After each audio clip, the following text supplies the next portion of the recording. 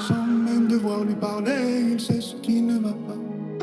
Ah sacré papa, dis-moi où es-tu caché? Ça doit faire au moins 1000 fois que What's going on, everybody? compter mes doigts. Hey. What's going on, everybody?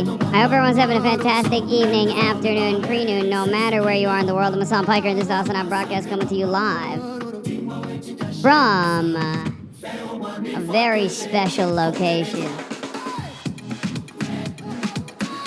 Ain't no way, real voice. Oh no, Ben Shapiro voice? Oh fuck, here we go. I gotta fix that. Classic roadcaster mishap. Classic.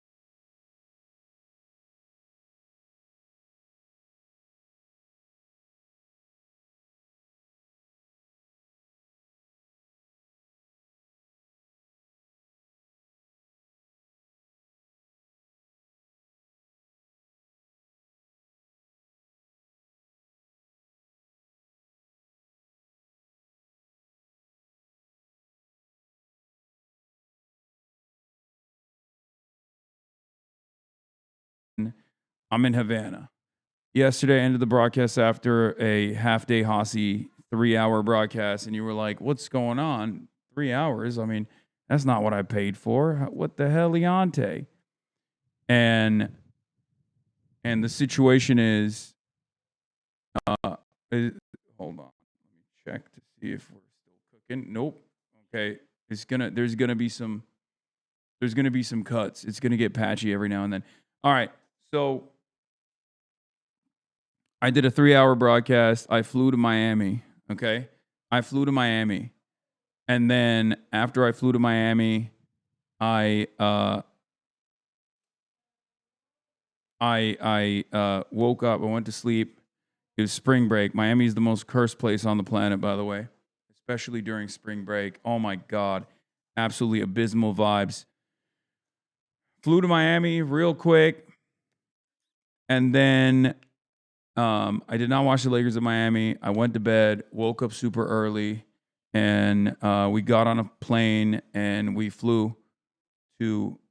We had a full charter, filled with activists, politicians, media, broadcasters, and full of good stuff. You know, medicine, food, and most importantly, solar panels. And we flew in and we got into Cuba. And ever since we got into Cuba, I dumped all my stuff. I got to home base and I've been literally trying to set everything up. Did you talk to Jezza? I did not. I haven't seen a single damn person. I just, just my contacts here. I came in with the big group and it was great. But I've just been literally trying to get this up and running for like the past couple of hours. Okay.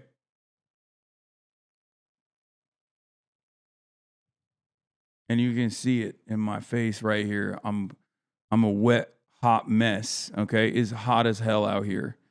It is hot as freaking hell out here in Havana, Cuba. Okay.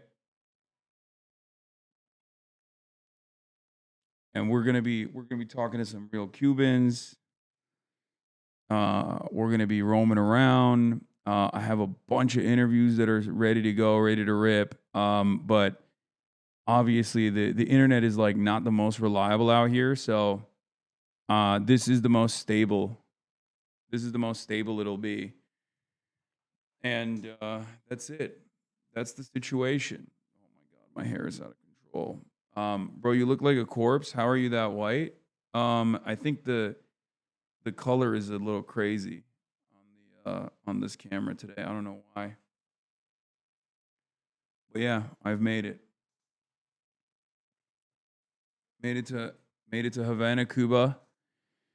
And spotted Brace Belden, March, Ryan Grimm. Yeah, I was sitting right next to them, but I guess I didn't make it on the camera here. But yeah, this is the flight. I have not met anyone yet. Stop asking me if I met your favorite people. I didn't see the Kneecap Boys yet. Are you okay? You look tired. I'm insanely tired, chatter. What do you think? I just flew from Los Angeles to Miami, got like 3 hours of sleep, landed in Miami, got 3 hours of sleep, and then flew to Cuba. Yeah, I'm tired and I'm pasty and I'm white. I'm looking white as hell. I know.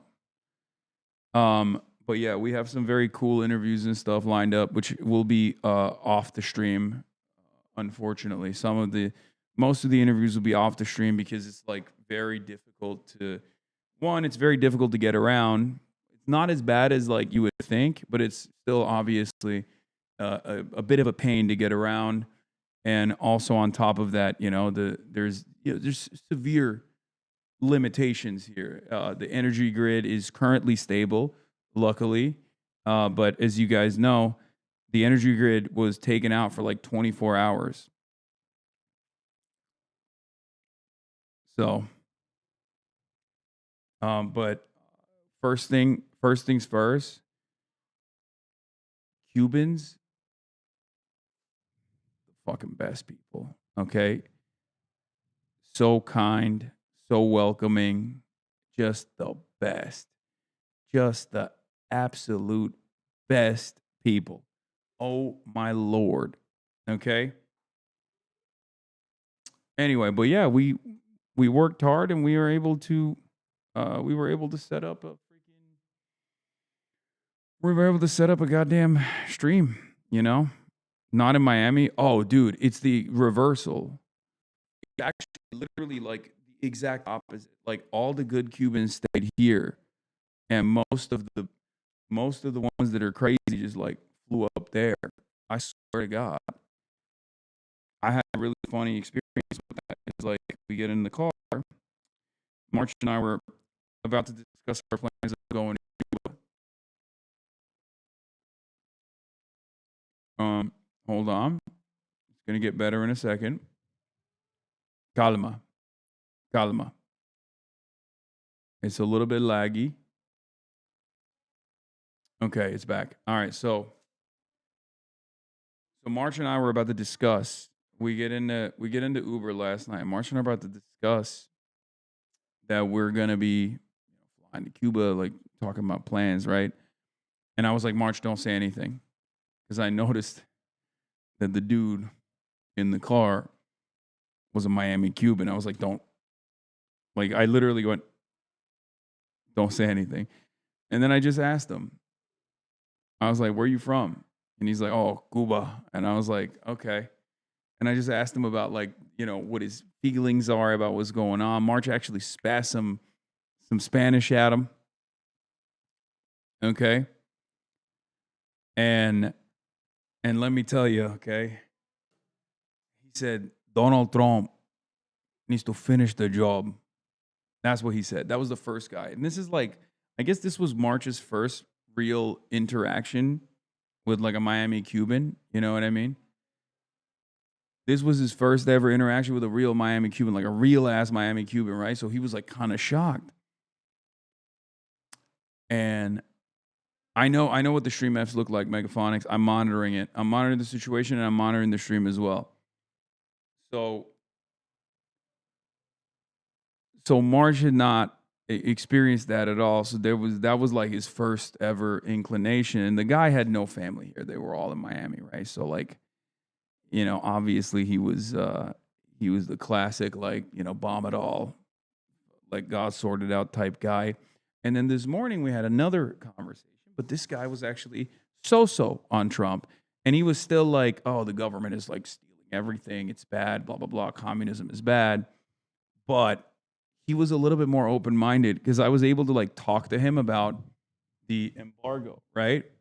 I was able to talk to him about the embargo and how, like, when Obama opened it up, because I asked him, like, what do you think about Obama? And he was like, he's so-so. He didn't like Donald Trump as much, but he didn't like Barack Obama either, but he was like so-so on Obama. So I was like, so how did it, because he had family. He had family here, right?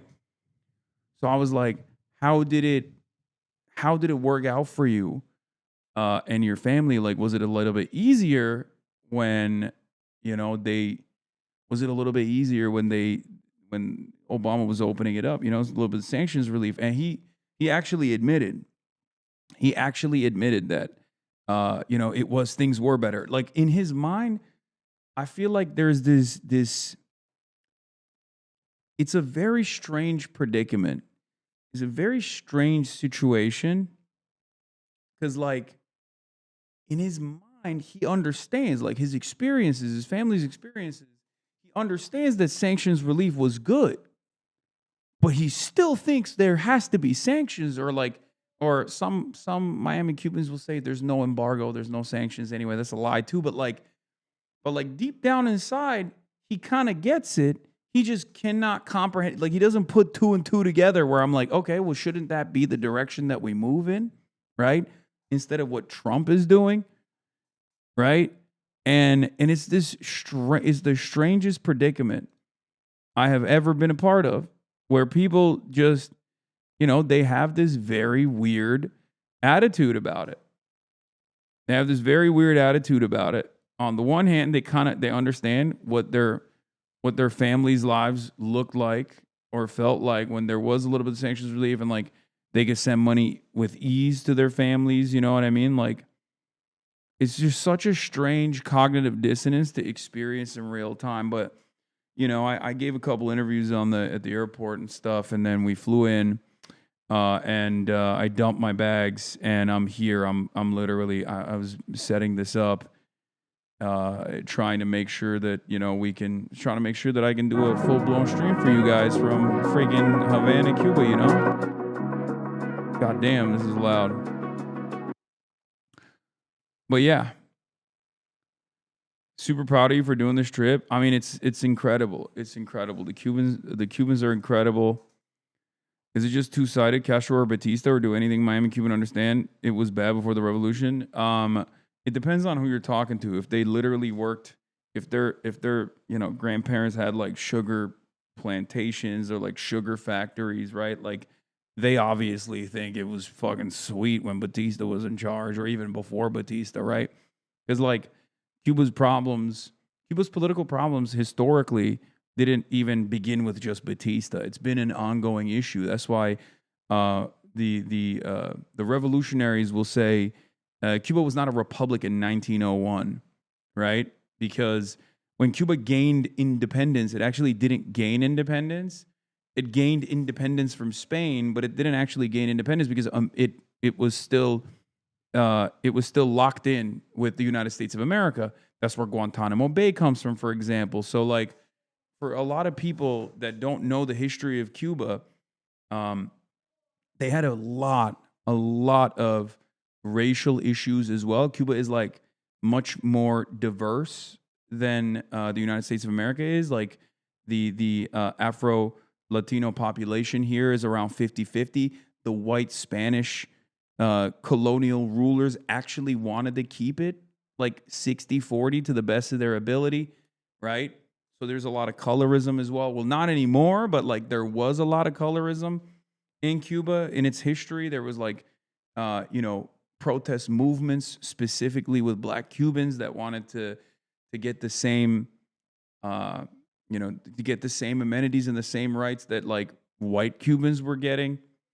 And there's a lot of cross-pollination, both on the white supremacist racism side of like white Cubans working with white Americans, and then also with Black Cubans working with Black Americans. Now, this is, of course, pre-revolution, pre-Batista. I'm talking about the 1900s, right? 1900s onwards, 1920s, 1930s. And then Batista comes in, and he's a ruthless autocrat. He's a ruthless tyrant. And, of course, then the Cuban Revolution happens. And the Cuban Revolution is actually different than the previous ownership over Cuba, because the Cuban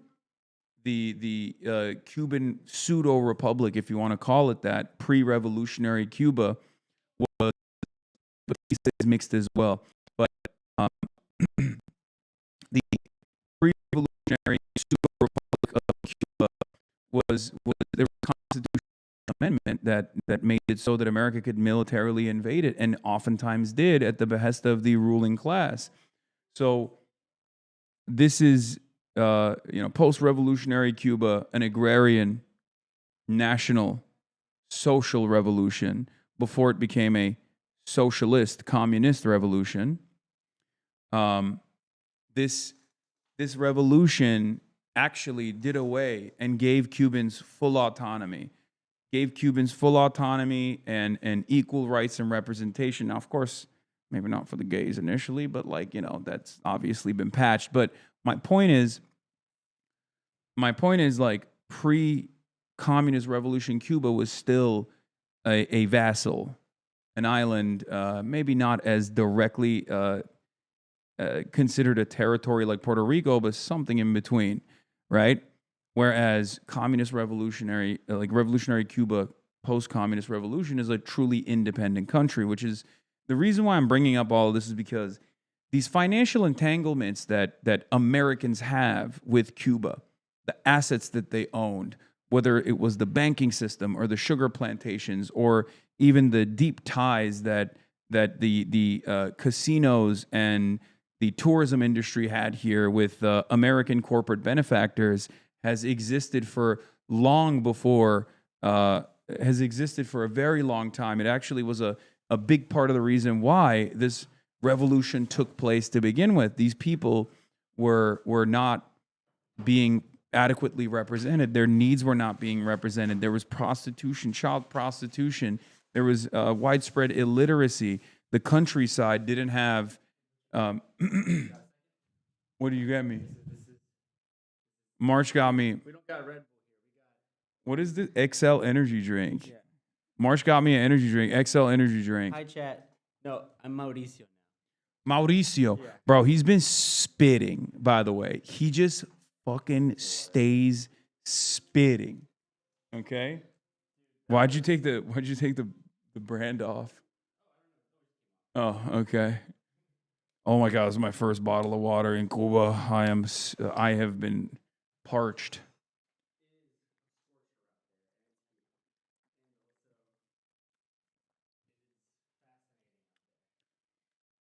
Cuban water? Oh, oh my God. Oh my God. Really?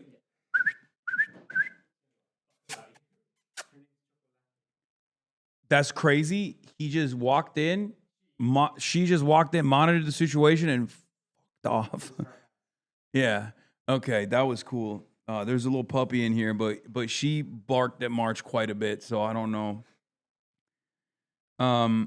You visiting La Plaza de la Revolucion?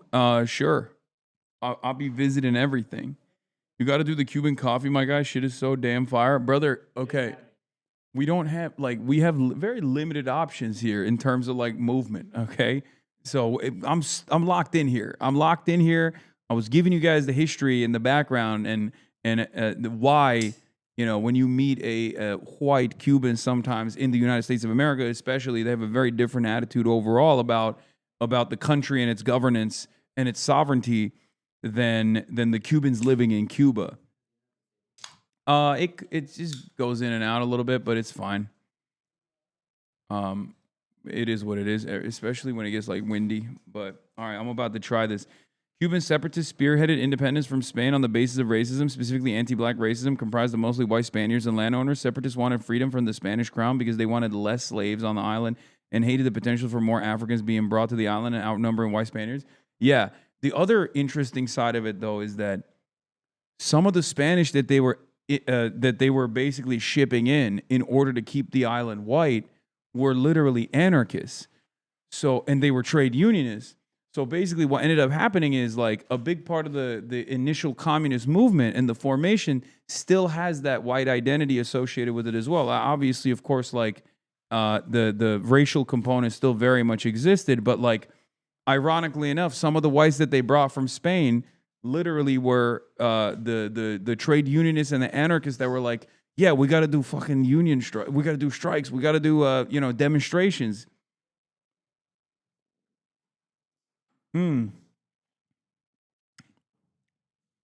So yeah, where did you read this? It is actually a book that I'm reading currently. I don't. Oh, March might have it with him. Actually, is a book called Cuba. Is the history of Cuba. That's the book I'm reading currently.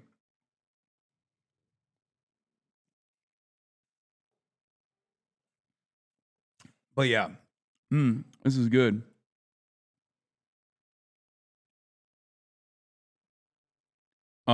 Speaking of Cuba, Russia is hopefully, inshallah, sending crude to the island, so that's pretty chill.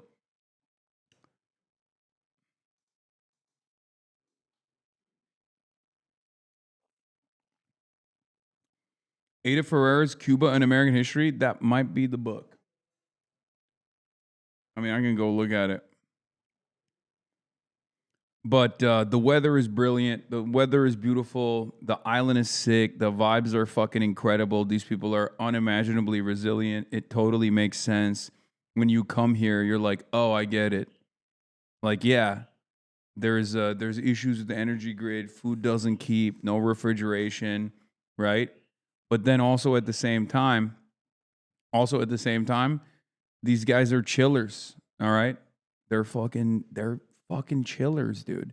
I don't know how else to describe it. They're just like, what are you gonna do? This is our life. This has been our life for decades. You know, the Yankees have brought this about, and it is what it is. I wish things were better, but what are you gonna fucking do? That's low key the attitude, and it's very cool. Thank you, Themasius, for the playlist. Are you jet lagged? I don't think so. But yeah, you don't need fridges when you're chill as fuck is right. That's true. You got food and you didn't give me some? Oh, you didn't get anything from the store? There was nothing in the store? How was the I'm good. I'm good actually. How was the store? Did you see any trees or was it it's not a lot? Okay, I want to. Yeah, you can explain the situation. I won't be able to hear. They won't be able to hear you though, because the noise gate's heavy. Multiple stores. Uh huh. Uh huh. Little bodegas, people's homes. Oh, they didn't even have water. Some of them. Okay. Mm-hmm. Yeah, shit's scarce. Not a lot of, not a lot of commerce options out here. Not because of communism. Okay, before people freaked out about that. Treats under socialism. Yeah. So, have you met up with any of the other activists that arrived at the island, brother? I came with them. We've been out here together. They're currently at a big meeting with the president and the welcome committee and all that. But I'm not there because I had to set this stuff up because I have an obligation, a duty, and you know, this is my life. This is what I do. How's Brace doing? Brace is doing great. Hung out with him a lot. Kissed him a lot. You know, we kissed.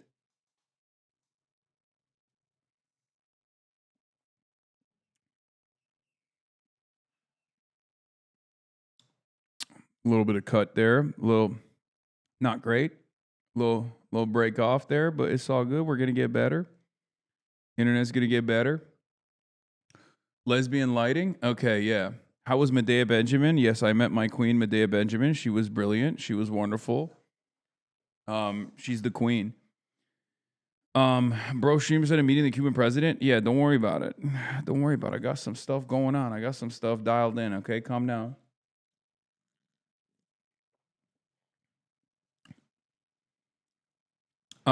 So as far as the boat situation goes, we were originally going to do a boat. We were originally going to do a flotilla, but then the situation is fluid. The reason why we didn't do the flotilla is because from America, it's much more difficult to pull off a flotilla, and we could bring more aid this way. So we packed a fucking cargo plane filled to the brim with aid, and we flew it. We flew it instead. The reason why I was a little bit evasive about like how we were gonna go, I'll tell you now that I'm here, and there's not like I can't reveal everything to you all the time. I know that you guys are like very you're very used to me being like super forthcoming and super transparent with everything. But the reason why I didn't want to reveal what we were doing exactly was for OPSEC. Nothing that we're doing is illegal, obviously, but it doesn't matter because like people, when they find out exactly what the plans are, might try to like fuck it up. Do you understand? Because like in order to do this, like, and this took long ass planning, okay? This took a long ass time to put together. Shouts out to Progressive International, shouts out to Code Pink, Answer Coalition. Like they've been working on this nonstop, and I've been trying to help out to the best of my ability.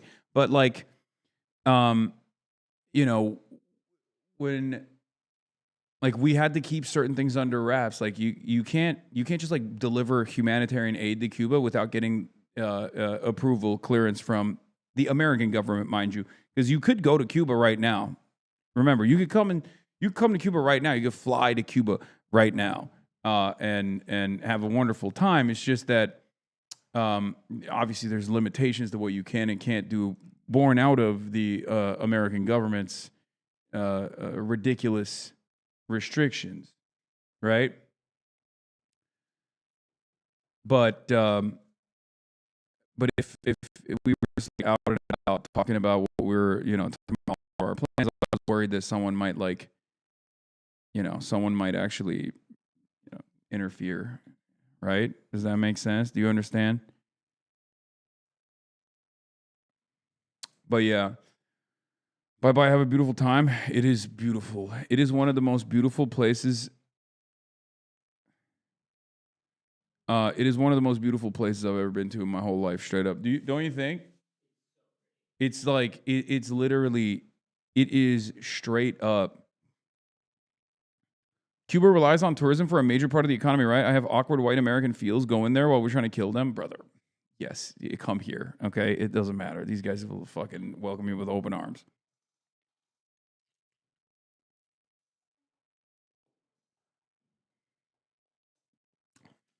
But yeah, it is truly the most beautiful place I've ever been to. I totally get why Will loved this. Loved Cuba when he visited, and it makes sense. It makes it the nicest people. Yeah, incredible.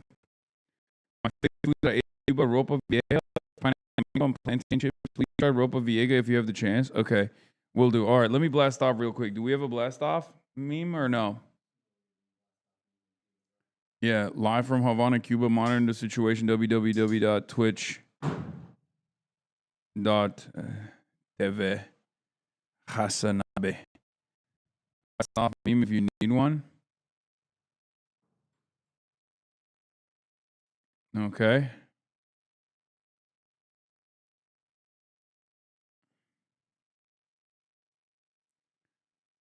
Bro,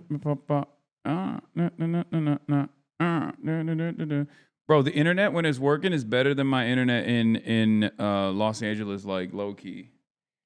We have rigged it up. We've done some crazy shit out here too. We have we're locked and loaded. We got we bonded numerous Cuba Cell SIM cards together. We've been able to get stability in Havana, Cuba, which is, I can't say this enough. It is definitely an impressive feat. Okay, this is I will say it is definitely not something that you can just easily put together. All right, but yeah, fuck.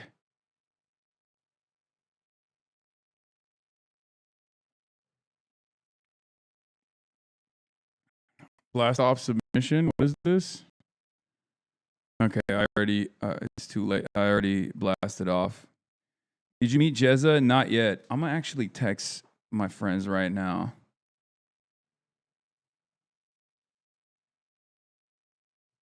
Oh, also shouts out to the HasanAbi head at TSA that let me pass through without giving me too much grief. As I had wads and wads of cash on me. That was really funny. Because I walked through TSA and I got a fat stack on me. And it looks a lot more than it actually is because it's small bills. That's what they told us. They were like, oh, it's very, you should bring small bills and, just give people money, right?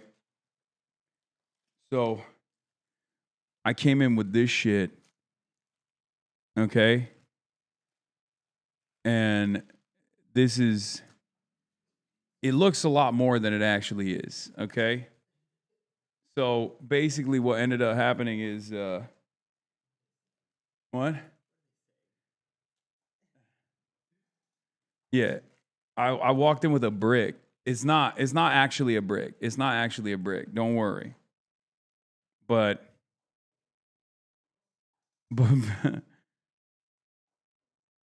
you are so lucky you got a fucking fan. I know, because he was looking at me he's like, bro, you're Hasan. I'm like, yeah. He's like, what the hell is that in your hand?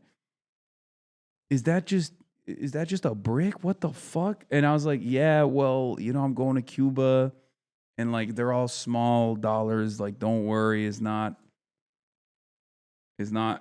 crazy. Bro, you're gonna get robbed? Brother, the money is for the people here. Okay. So if someone were to rob me of this money, that would be I was gonna give it anyway. You know what I mean? It's just it goes to one guy rather than a bunch of guys. You fucking idiot.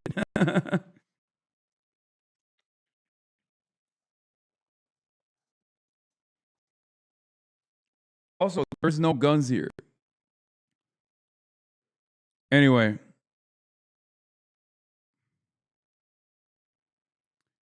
Yeah, I just realized I was also looking like this. So with the fucking wad, if it wasn't a fan, I would have been cooked. Now that I think about it, if it wasn't a fan, they'd be like, "You're a fucking drug dealer. What the hell is this outfit? You look ridiculous."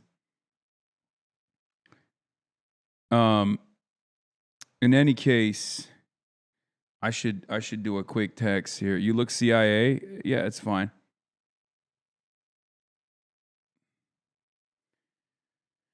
Bro, that TSA agent gonna be in trouble now. It's not illegal, man. It's not illegal to have fucking cash on you. Okay, what the hell? It's not illegal to be moneyed up.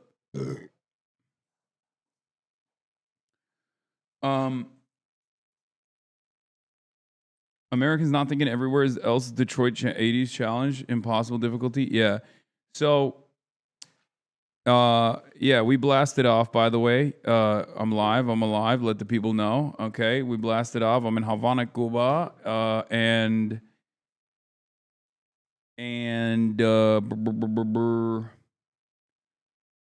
I appreciate the low buttoning. Have you fomented counter revolution yet? Yeah, dude, totally.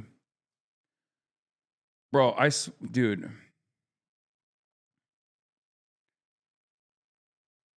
What was I gonna say? Oh, before we get into the situation monitoring, because the situation must be monitored, obviously. What was the last thing I was gonna say? Trump is looking for exit ramp. Wants someone else to fix the straight. Nice, great. Is that the mosquito spray? No, I'm good for now. I haven't felt the mosquitoes around me at all yet. Yeah, it's been pretty good. That was a big worry for a lot of people.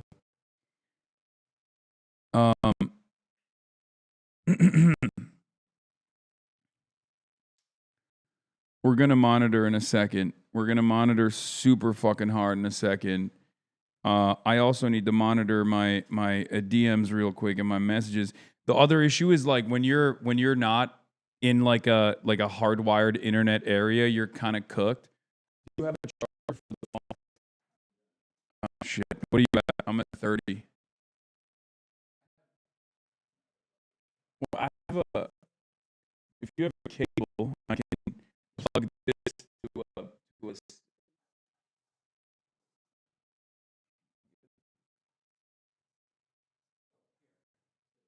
I mean, should we just waste that or whatever? We'll do it.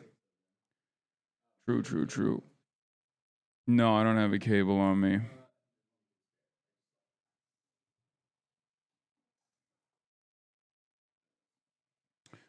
Hold on. I'm like setting up interviews right now. What? Is it not connected to anything? No.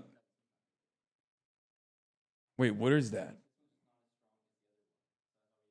Strong? Oh, got it. Okay. The dream of the 90s is alive in Cuba? Yeah, it's true. Hold on. Let me get these guys on. Can we set up an interview with Jezza? Please. Okay. No, but they hate it and have hardcore cash restrictions. Come on, lol. And to be honest, kind of loving that is hiding from the feds. 90s Wall Street. What? I mean, you can bring cash to Cuba. You should bring hard American cash to Cuba and give it to the people of Cuba. That is one of the best things you could do in Cuba. Obviously, there's restrictions on how much cash you can bring, but it is what it is, right? Like, but Havana used to be comparable to Cancun and Vegas as premier tourist destinations. No, it totally makes sense. One of the most beautiful cities I've ever been in. It's one of the most beautiful places I've ever been in. Beautiful people, like beautiful architecture. Everything is amazing here. It's just like what we've done to this country is unfucking bearable, and seeing it in real time also is like very frustrating. First, I was overcome by the beauty of the land and the people, and then I was angry. Okay, especially because like it doesn't have to be this way at all. If we were just like, I'll give Cuba room to breathe, they wouldn't have to suffer at all. It's unfucking bearable when you think about it.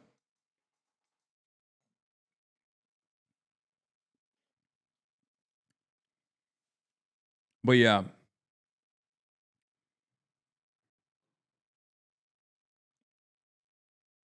Anyway, what was I going to say? There was another thing I was going to bring up.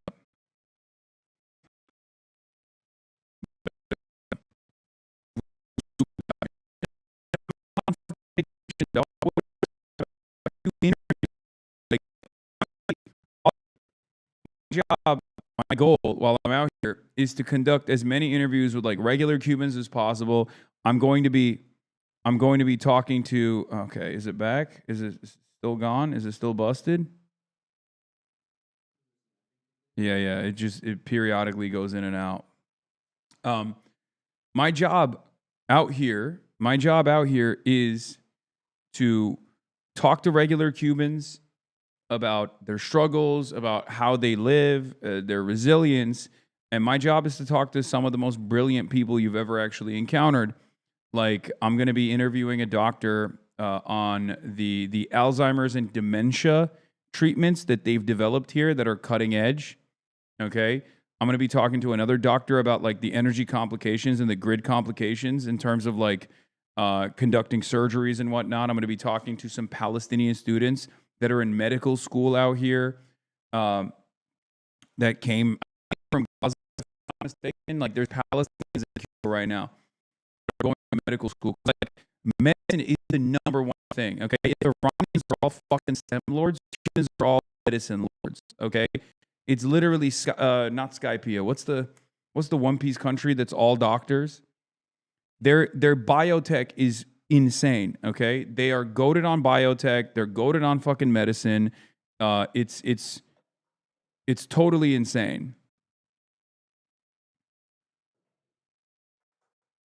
What is this? You're on the ground and cutting edge academics, professors, and doctors. Thank you so much for information and awareness on repeating the dignity of the people. Yeah, of course. So, like, Iran is the STEM lord nation where they're all fucking engineers. Okay, they all dual majored in like Quranic studies and Kantian philosophy, and then also how to make the craziest missile you've ever seen. And Cuba is the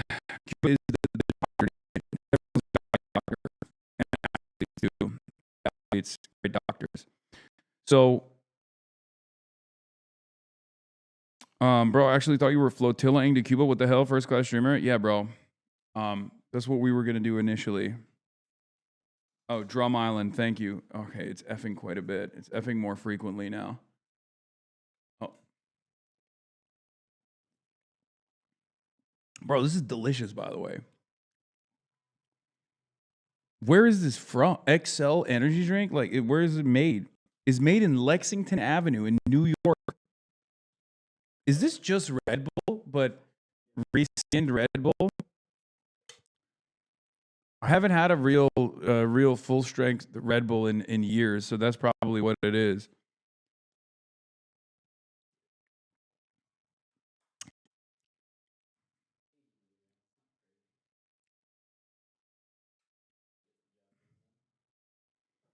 How long are you gonna stay there? Sunday. I'll be back on Monday. Some missiles exploded before ever getting to watch their MIRV targets run on their own 2 jets. Yeah, bro, is Shred Bull legally distinct? Yeah, so a lot of people, for example, don't know that Cuba has its own lung cancer vaccine. A lot of people, for example, don't know that Cuba has its own dementia and Alzheimer's treatments that are some of the most cutting edge dementia and Alzheimer's treatments on the planet. So these are the types of things that hopefully I can show people. A lot of people are completely oblivious to the day-to-day existence of regular Cubans.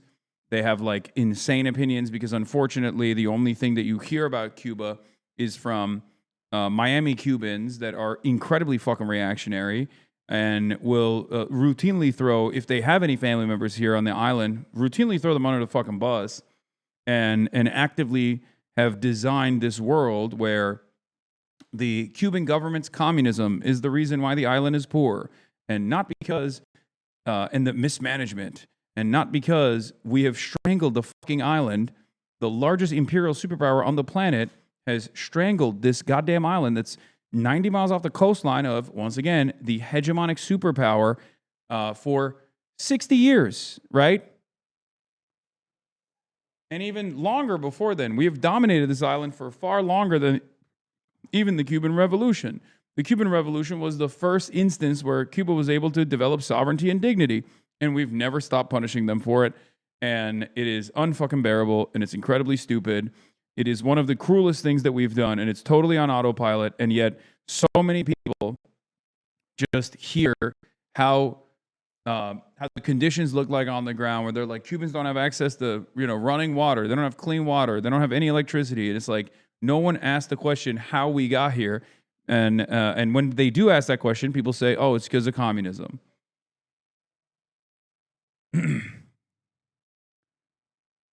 Are you recording the stream on your side? Please do not rely on the bot. No, I'm not. But thank you, chatter. Yeah, we are. The interviews that we're gonna do, we're not gonna do here because there's a lot of limitations to what we can do. Okay, because of the lack of energy and yeah, the live stream interviews will be recorded. Yeah, we just will we get to see any live streams outside? Potentially. I'm gonna try to see if we can pull one off. We have a system here. We got bonded SIM cards that we could potentially deploy.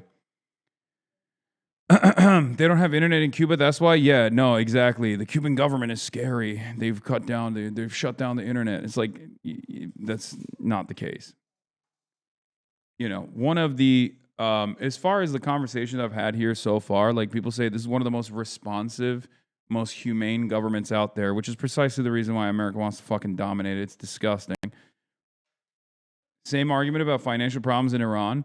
I mean, with Iran, at least it's a competent sovereign state that isn't as heavily dominated. It's certainly dominated, but like Iran, due to its proximity and due to its also blossoming energy sector, has been able to design sanctions relief for themselves. Okay, they are still an oil giant. They're a gas giant. So it's not comparable to Cuba. Cuba is a fucking island that is predisposed to hurricane season and natural disasters, and obviously has like agricultural output. At a point, I think it had like a cotton industry, but it doesn't have oil. So it's a little bit more difficult, don't you think, for them to be able to design an alternative system, an alternative economy for themselves, in spite of the sanctions. Channel 4 reading Decaf about the aid convoy. Nice. Decaf, thank you for joining us on Channel 4 News. Just want to start, I suppose, by asking you why you have that. We're here as part of the convoy to help bring humanitarian aid to Cuba and to raise awareness about the collective punishment that's being dealt to the Cuban people here by the Trump administration, and there is an embargo. Is effing a little bit. Hold on. Whoa. What happened? Why did that happen? Internet go out? Is it still here? No. Power's still on. Why did that? Uh-oh. We're back, though. Maybe reduce the image quality of the videos you play. I don't know what happened. We just, like, lost a little bit of power for a second. Freaked me out. And there has been for a long time here, for over 60 years. But now there's an embargo on oil, which is causing a lot of problems here in Cuba. So we're here to bring awareness. We also bring on humanitarian aid, but also there's 300 kilos of humanitarian aid coming from groups from all around the world. No. It's from the West America. It's 20 tons. We have personally brought 30 kilos that we've. 300 kilos. Sorry, the numbers are all over the place here. But yeah, so obviously it's also important that we're here due to the fact that Irish and Cuban solidarity is something that goes back a long time. So obviously it's a privilege and an honor to be here. And even under such difficult times, as the Irish understand, you still see the resilience in the Cuban people every day here. Mm-hmm. And can you give me some sense, just in terms of the local people, the local people you're meeting, like a sense of the sort of hardship they're experiencing as a result of the blockade? Yeah, we were just walking around this morning there, and you see that even one of the local pharmacies, they're down to the bare bones in their medicines, and there's queues around the corner for people trying to get bread. So the people are hungry as well. Like we know, going back as far as the forced starvation that happened in Ireland, You know, we were supported by the Choctaw people, you know, and the Native Americans who sent over funds to help people who were starving. So, It's true. You know, we know. So did the Ottomans, by the way. Just saying. I mean, you don't have to mention them, but like, yeah, I mean, they did do that for the record. The Turks did importance too. of international solidarity, and that's one of the reasons why we're over here now. The reality is here is that the struggle and the hardship is to do with the embargoes and the sanctions. It's not the inability of the Cuban people to run their own country. It's to do with the embargo that is being placed on them by. Okay, we're not gonna watch this whole thing. It's 20 minutes long. But yeah, they're doing a great job. I'm proud of them. The boys are great. Good afternoon. Thank you for introducing me to Kneecap. Yeah. Dude, as soon as this trip was being planned, I knew. I was like, I know one group of artists that would be perfect for this trip. And I hit up Daniel, their manager, and I was like, would the boys be down to do this? And he said, bet. He was like, yup, absolutely. I have not met Diego Avila yet, but I will most likely. I will soon. Okay. Situation monitoring time. Let's get into it for a little bit. I don't know how much time I have. So, other members of NATO, writing on Truth Social, the U.S. president called other countries cowards over their conduct towards the war with Iran. Let's have a look at that post in full. He says, without the USA, NATO is a paper tiger. They didn't want to join the fight to stop a nuclear-powered Iran. Now that fight is militarily won, he says, with very little danger for them. They complain about the high oil prices they're forced to pay, but don't want to help open the Strait of Hormuz. A simple military maneuver, he thinks, that is the single reason for the high oil price. So easy for them to do with so little risk. Cowards, and we will remember, he finishes, signing it, President Donald J. Trump. Earlier, I spoke to our US correspondent, David Blevins. His tweet this morning, I think, is much more about pressuring allies to join the United States in its action against Iran than anything to do with NATO capabilities. In fact, some might suggest that he is now preparing for an exit to pass the problem of the Strait of Hormuz to those allies. If we analyse it very briefly, strategically, not that the president necessarily thinks strategically before he posts on Truth Social, I think it is one about leaning on those allies to protect shipping in the Strait as he tries to find a way out of this war now. It is two, reinforcing his long-running theme that America carries too much of the burden within NATO. And then three, there is a domestic aspect to it as well. He wants voters here in the United States to hear the message that America is doing too much. Why should we be defending them? can you guys at least hear when the lower the bit rate, you himbo? I did. Chatter. I don't know if you know this. I'm in fucking Cuba. Okay? Are you aware of that? Like, dude, I'm basically fucking running an operation that's put together with like strings. Okay? As long as you can still hear the audio, even if the video cuts out, like, you know, it's going to be a little fucking, it's going to be shitty. Okay? It cuts in and out, dude. What do you want me to do? What do you want me to do? I'm literally in a country that hasn't had fucking oil shipping. I'm in a country right now, an island nation that has not had a single barrel of oil come on its shores for the past 3 months. And you guys are like, meh.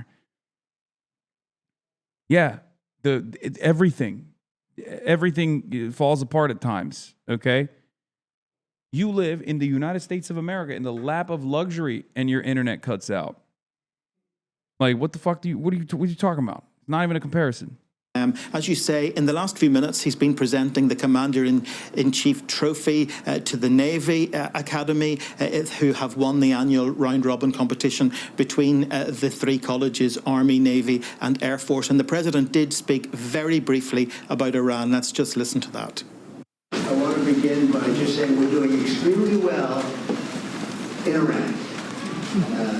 The difference between them and us is they had a Navy 2 weeks ago. They have no Navy anymore. It's all at the bottom of the sea. 58 ships knocked down in 2 days.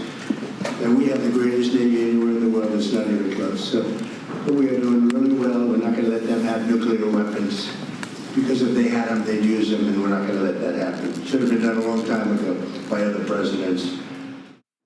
David, if we hear that and we think about that post that I just read out on Truth Social saying that the war is militarily over, do you think, and are others saying that he might... Guys, war efforts are going unbelievable, fantastic. It's unlike anything you've ever seen before. Things are going spectacular.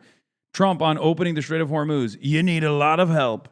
Trump on Iran, I think we won. Trump on Karg, I may have a plan or I may not. Trump on opening the Strait of Hormuz, at a certain point, it'll open itself. What are we fucking doing, bro?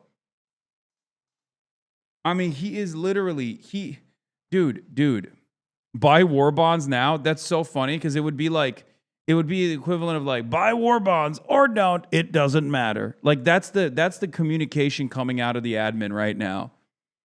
You know, maybe we're going to go to war, maybe not. Did Pearl Harbor even happen? I don't know. Many people are saying we shouldn't have cut the Japanese off the oil, but we did. And then they hit us bad. They hit us real bad. But some people are saying maybe they could have hit us worse. Who knows? It's crazy. It's crazy. It's crazy. It's crazy. It's crazy.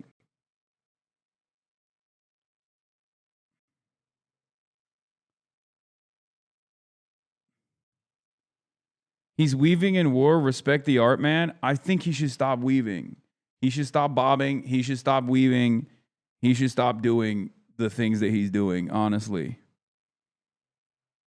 CIA attack. Yeah. Yeah. Every time my internet cuts out, imagine the CIA attacked it.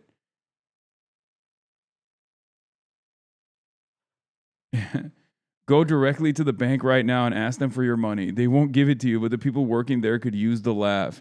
Breaking.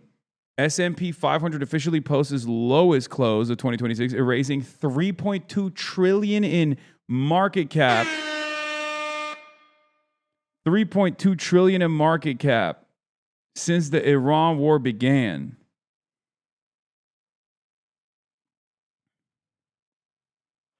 Did you guys hear that? Was that good? Was that... I'm trying to substitute that for the FA because I'm out here and I don't have a soundboard. Soundboard didn't make it. Soundboard didn't make it. I'm just using that silly. Trump's latest post is insane. As opposed to all of his other posts. I mean, look at this one. Yeah. This is the one.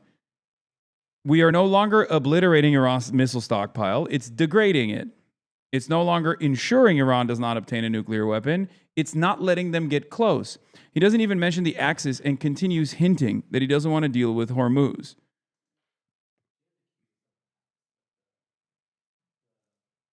Yeah, I do. Why, you need the pins? Okay, here. Here. Yeah, it's all in there. Okay, look at this one. Shows us the Cuban matrix. Okay, calm down. Look at this.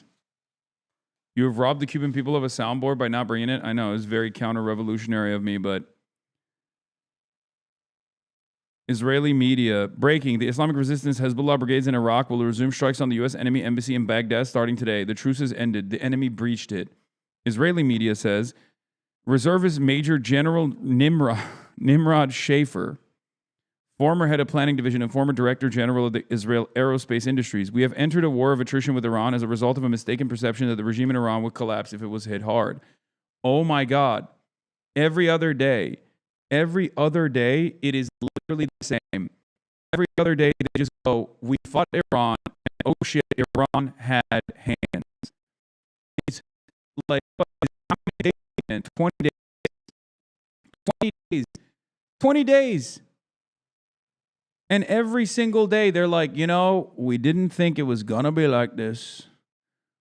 Okay, hold on. It's effing again. I know.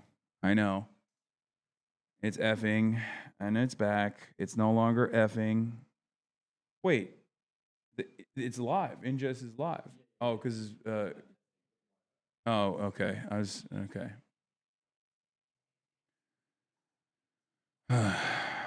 We thought the Soviet Volk would rebel against the Judeo-Bolshevik overlords. We were wrong. Yeah. No, it reminds me of the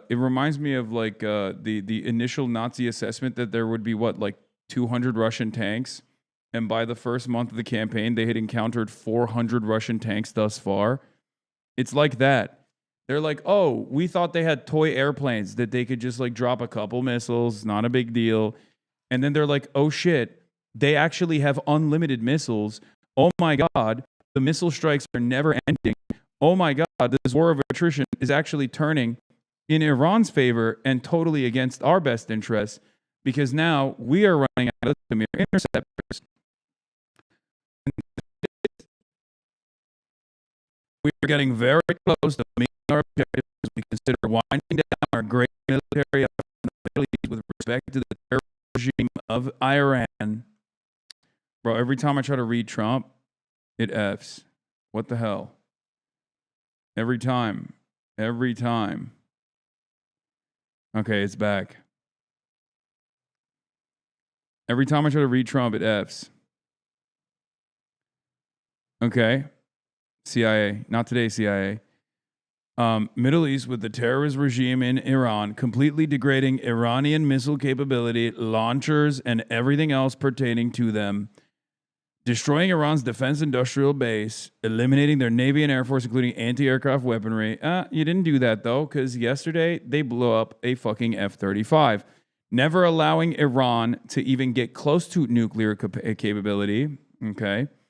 And always being in a position where the USA can quickly and powerfully react to a situation should it take place.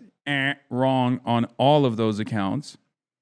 Protecting at highest level our Middle Eastern allies, including Israel, Saudi Arabia, Qatar, the United Arab Emirates, Bahrain, Kuwait, and others. Not a good job with that at all. The Hormuz Strait will have to be guarded and policed as necessary by other nations who use it. The United States does not. Oh my God. Oh my God. This is him basically walking back every single ambitious military objective that they had. They're getting dog walked. Okay?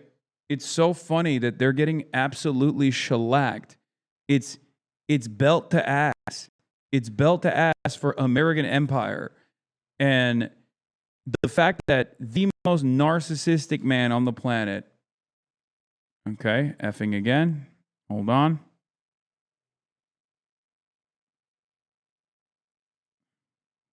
The fact that the most narcissistic man on the planet could admit to this. I mean, this is it. This is a surrender. Okay. Obviously, who knows what he might do tomorrow? Who knows what he might, come up with tomorrow? It's just the way that Donald Trump operates is, yesterday's tactical retreat turns into tomorrow's escalation. But right now, at this moment, you cannot read this as anything but surrender. Okay. They came in with a lot of ambition. They came in with a lot of bombs. And they thought they could decapitate the leadership and immediately get back to the negotiations table. Israel obviously had different ambitions, and it didn't work. Israel's ambitions are seemingly not working either. Just as, yes, I'm in Havana. Oh, no. Oh, come on. Come on. Fix it. Okay, it's back. Yes. It's effing. I know. Oh, God. I'm so tired. What am I doing? The Pentagon. The Pentagon's after me. CIA's after me, boys. Let's just say he won and let us move on from it and secure an everlasting peace. I agree. Lower stream quality a bit. I already have. You're at 8 megabits? No, I'm not. I don't know why you're saying that. On my end, I'm not. On my end, my output is at 4,000 kbps. Should I change the encoder preset? Because right now it's on slow, good quality. Should I lower that too? Fastest, lowest quality.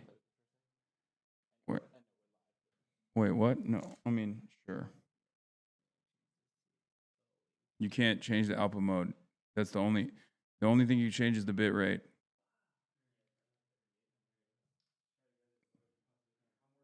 Lowering overall quality be worth it for better connection. You look 4K.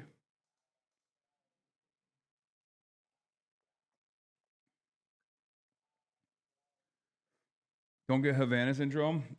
Okay. How's the weather there? It's incredible.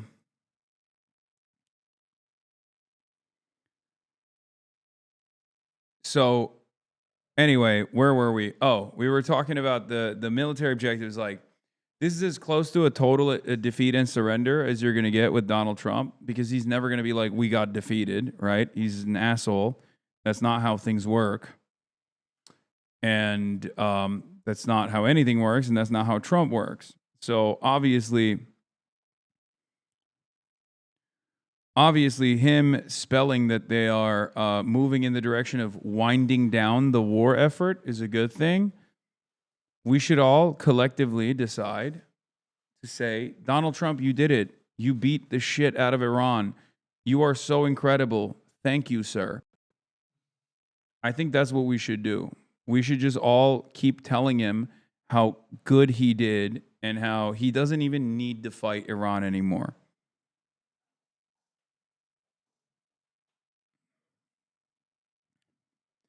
Now, of course, the problem is it's kind of not up to Trump right now. It kind of is up to a much more agitated, hardliner-backed Iran. They get to set the standards and the terms. They get to dictate when it ends. You know what I mean? So, all right, effing again a little bit. Come on now. Come on now. Fix it. Okay, it's back.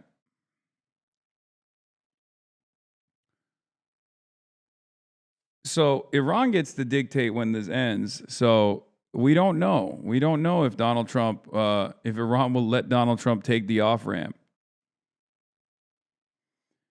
But here we are. United States does not. If asked, we will help these countries in their Hormuz efforts, but it shouldn't be necessary once Iran's threat is eradicated. Importantly, it will be an easy military operation for them. Thank you for your attention to this matter, President Donald J. Trump. So yeah, he is totally tactically retreated, at least in this iteration. He is totally tactically retreated from the maximalist goals that they had, knowing full well that they are impossible to achieve, and here we are. Might now be seriously looking for an off-ramp with all this.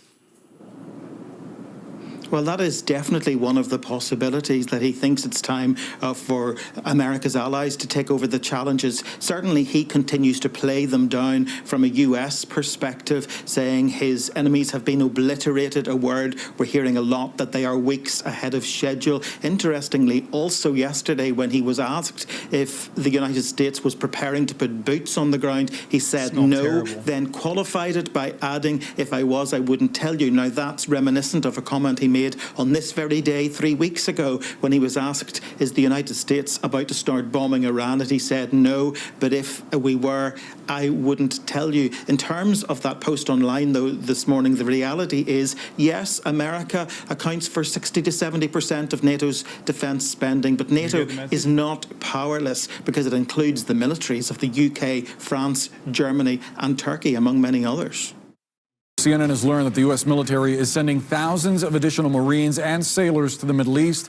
This comes just a day after President Trump said this about deploying more troops to the region. No, I'm not putting troops anywhere. If I were, I certainly wouldn't tell you, but I'm not putting troops. It also comes just hours after President Trump shared on Truth Social that the fight to stop nuclear-powered Iran is, quote, militarily won.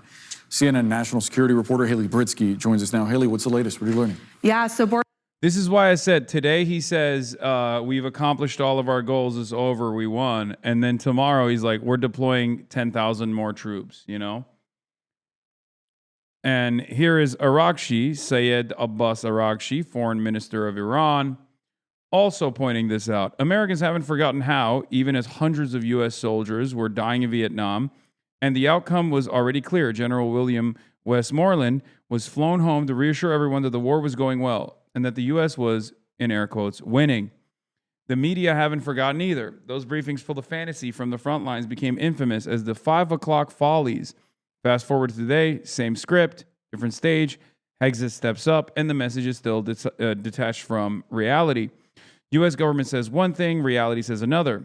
Right as U.S. authorities claim Iran's air defenses are gone, an F-35 gets hit. As they declare Iran's Navy finished, USS Gerald Ford turns back, and USS Abraham Lincoln drifts farther away. Different decade, same, we're winning. These guys are just goading them at this point. It's kind of nasty. You don't have to flex on us. Arakshi, you don't have to flex on us, man. Dial it back, brother. We get it, okay? Chill. Nobody likes a sore winner, okay? Nobody likes a sore winner, man. Chill. They're farting on us, dude. This is also part of the reason why I said it's not up to the United States necessarily to end this conflict. It's more so up to Iran. Because it does, these guys, when they initially said, we will dictate the terms and conditions of how this war ends, I initially was like, okay, I feel like that's maybe not the case. I thought perhaps foolishly that, it would be like, previous Iran, way more willing to negotiate with America.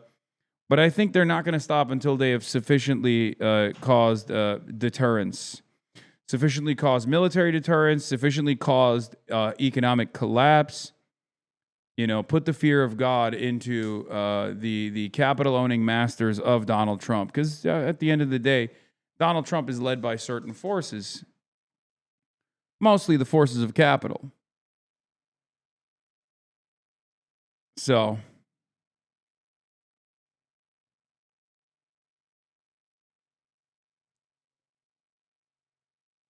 that's where we're at. First, we're learning that the 11th Marine Expeditionary Unit off the West Coast is heading towards the region now. This is the second MEU going towards the Middle East. The 31st has already left from the Pacific going towards the region.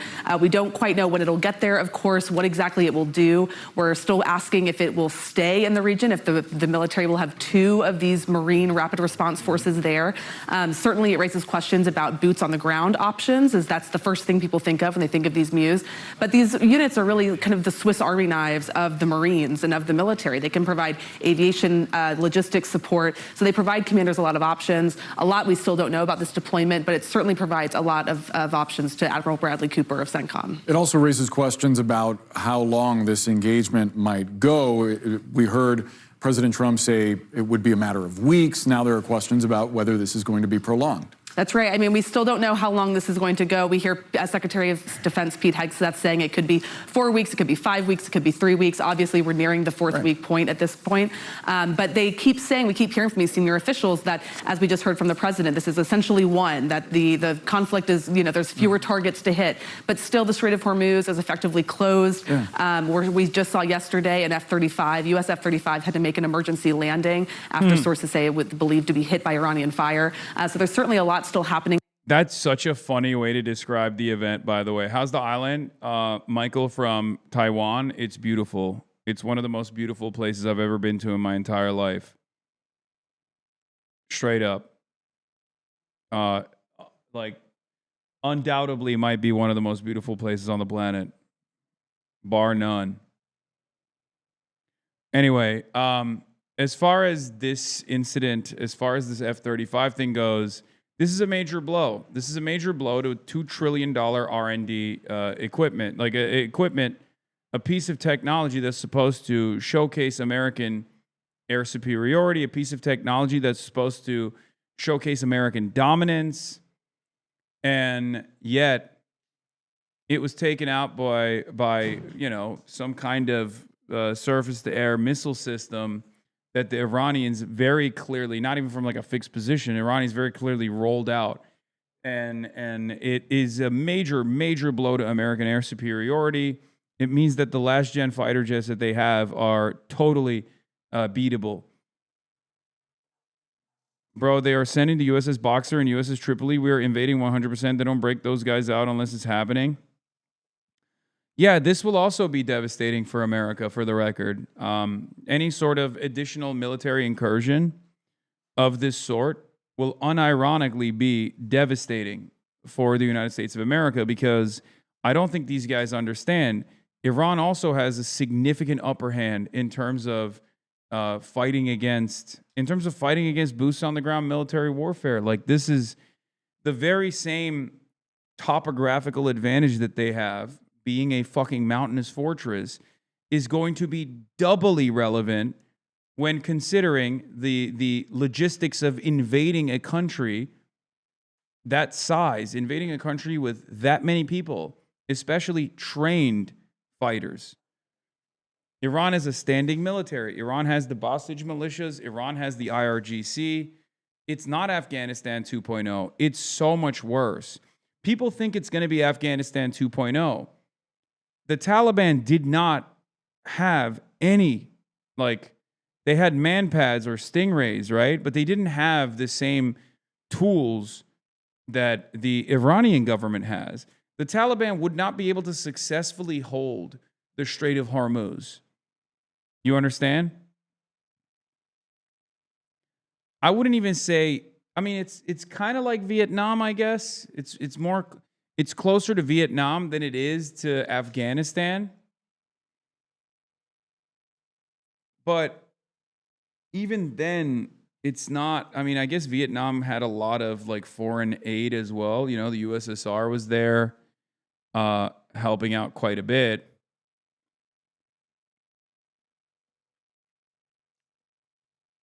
But Vietnam was nowhere near as industrialized as Iran. And Vietnam has jungles. Iran has mountains.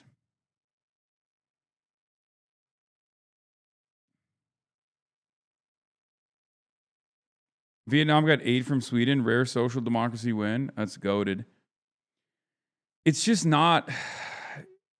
It's unlike anything that you can really compare it to, and it will be a devastating quagmire. It wouldn't be a quagmire. I think saying that invading Iran with boots on the ground would be a catastrophe, and not for the Iranian military objectives. It would be a catastrophe for America.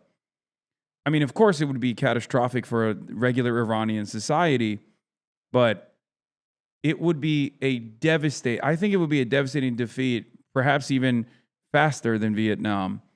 It would completely expose that the American empire is done.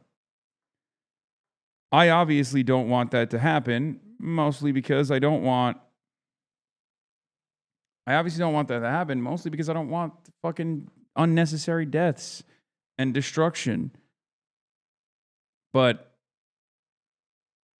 yeah, it's a quagmire now. It would be a catastrophe tomorrow. On the ground here, and these units moving in will just provide more options for what the president decides to do next. Haley Britsky, thanks so much for that reporting. CNN's Kevin Liptak joins me from the White House. And Kevin, let me go to you first. And more Marines, like we were saying, making their way to the Middle East as administration, of course, pushes, we've been talking about, for extra funding, some $200 billion. Bring us up to date with the very latest. What do we know, first of all, about this deployment? Right, and this will be the second, what they call a Marine Expeditionary Unit that's now headed towards the Middle East. There is another one that is deploying from Asia and heading in that direction. So it will bring the total number of Marines tasked to these units to about 4,500. It will add to the about 50,000 American troops that are already in the Middle East. Now, what exactly... HasanAbi vindicated. The supposed mobile anti-stealth surveillance radar RRGC utilizes on wheels. I don't know if this is the one. China arms Iran with 700-kilometer anti-stealth radar capable of tracking F-35 and B-2 YLC, 8B, transfer redraws, Middle East air power balance. I mean, I don't know if this is like assured or not. I don't know if this is a given or not. Do we know? This is just suspicion.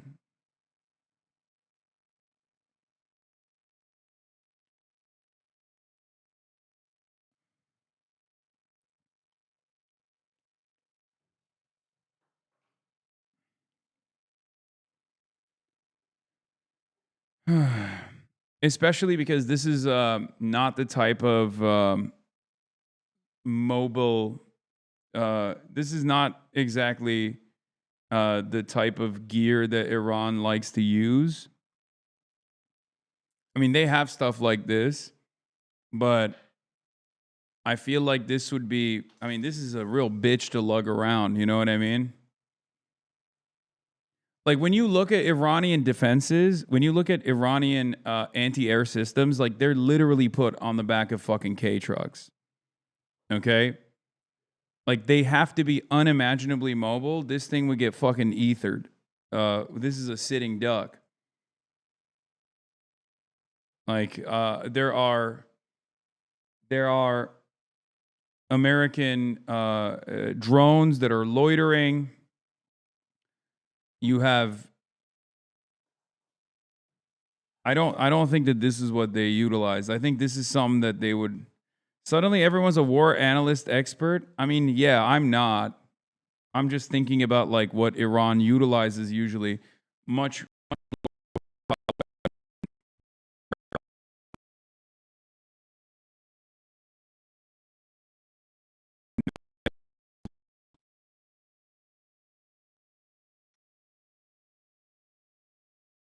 Some of their indigenous weapons systems, their TELs, like the way that they're designed are I mean, it's crazy.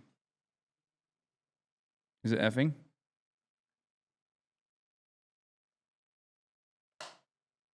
All right, we're back. Iran can wheel these out because they're nixing U.S. loiter drones. I mean, did they lose that many?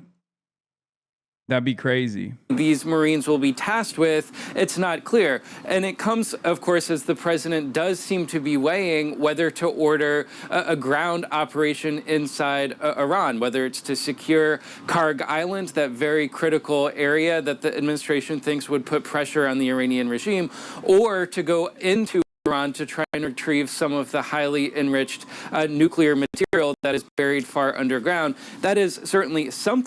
Dude, that operation is so idiotic because it's not a real goal. It's not a real goal. The idea, like, it's just a talking point.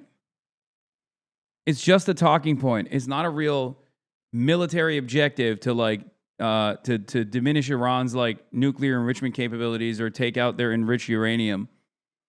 Okay? That's not a real goal. It's just a talking point.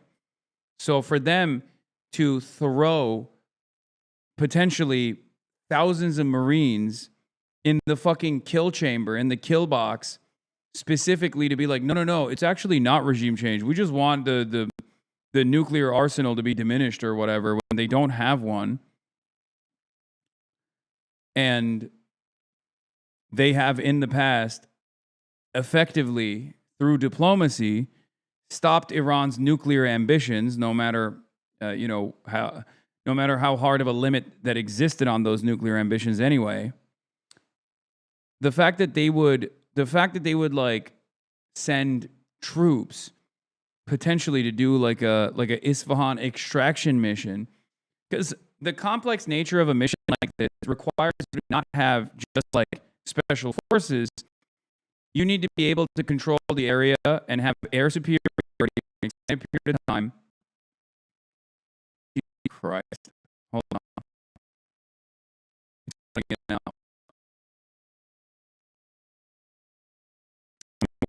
I waited out.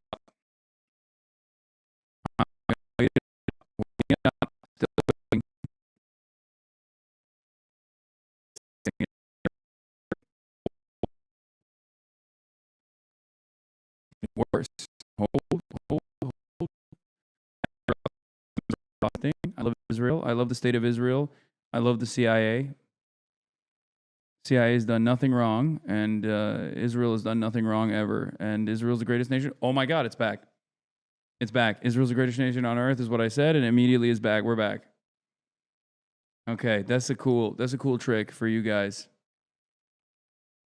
It literally worked. Anyway, where was I? Trying to trying to degrade Iran's nuclear program directly with your military is an immensely complex mission. Okay? One, I don't think they have full schematics of what the things look like down there. Okay? That's number one. Number two, you have to bring in specialists alongside your special forces that know how to deal with and how to effectively neutralize radioactive material without blowing it up and causing a massive radioactive incident, right? You can't just strike it from above. You have to go in. It's an admission that the bunker busters didn't work, by the way. It's an admission that the bunker busters didn't work, so you have to go in their minds. Like you're gonna try to maintain air superiority. Okay? That's not a given. For an extended period of time, you're gonna paradrop, whatever, parachute special forces in there, or go through dense Iranian airspace with helicopters, which I don't even think that's gonna. I don't even know how you would do a mission like this.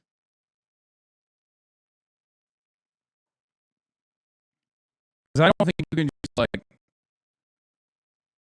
I don't think you can fly a helicopter through the Iranian mountains to get to Isfahan. And then, I love Israel. M Israel high. M Israel high. M Israel high, please. I love Israel. Boom. Fixed. And then you have like almost nuclear grade uranium. I don't even know how many kilos of this material. It's not going to be something that you can easily pack. Either you have to. I love Israel. Come on, man. Oh, God. What is happening? Oh, so annoying. Okay. All right. We're back. No, we're not fucking back. I was wrong. I lied. This was a lie. Okay. Thing that those Marines could be doing, but it is not necessarily what they're going to be doing. They also have tasks like aviation support, logistics support, all of these other areas that they could potentially be ordered up to do once they arrive. But it all seems to be demonstrating that the president is reinforcing the American troop posture in the region. Why is it getting so much worse? Turn your bit rate down, Big Haws. I already have. I already have. It's not that. When it cuts, you don't understand. When it cuts so low that it doesn't even matter. Going down to like 3. I'll tune it down to 3K. I don't even know what that does on your end, but when the internet cuts out, I can't put this bitch on 420p without ending the stream.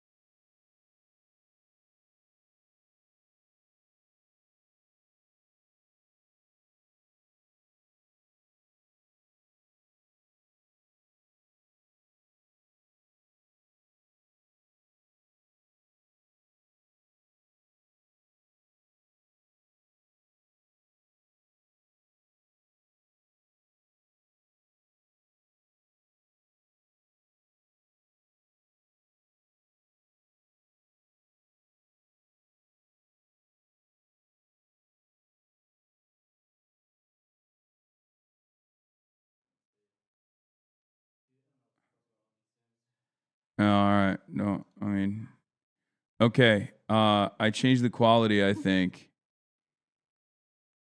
I think I lowered the quality. It might, hopefully it doesn't cut out as much, but we'll see. If it does, I'll just boost the quality back up. 3000K is a lot for 480p. If your computer is fast, don't switch from slow HQ to fast, super fast. It's all just big ping spikes, though. Bitrate won't fix anything. When it's stable, so it's the big problem. Test it.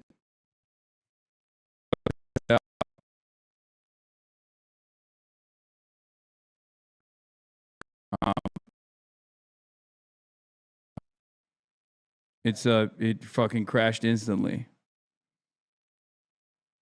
No. It's when it goes out regardless. Okay, so it's not that. Yeah, that chatter is actually right. Lowering the quality unironically doesn't do much, because when the bit rate goes out, it recovered fast, but that could just be because it just recovered fast this time.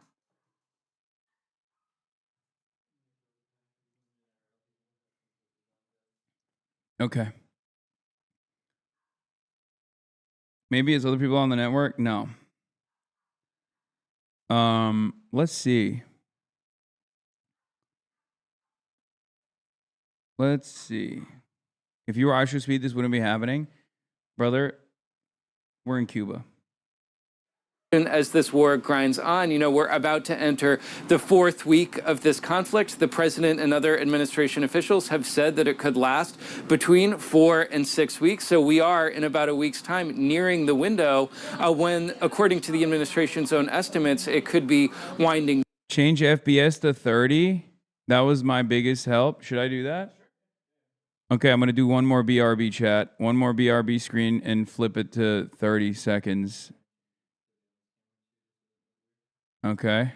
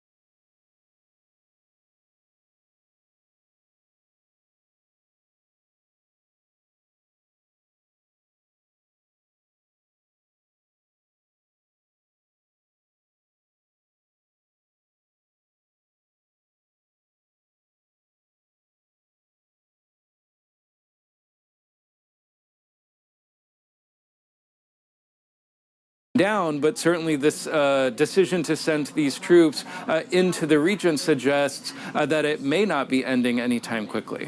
The president said yesterday he's not going to have boots on the ground. Wait, it's muted? Like, mic is muted. Yeah, I know the mic is muted. It's fine. Why not add 1 minute delay? What the fuck does that do for the bitrate? What are you talking about?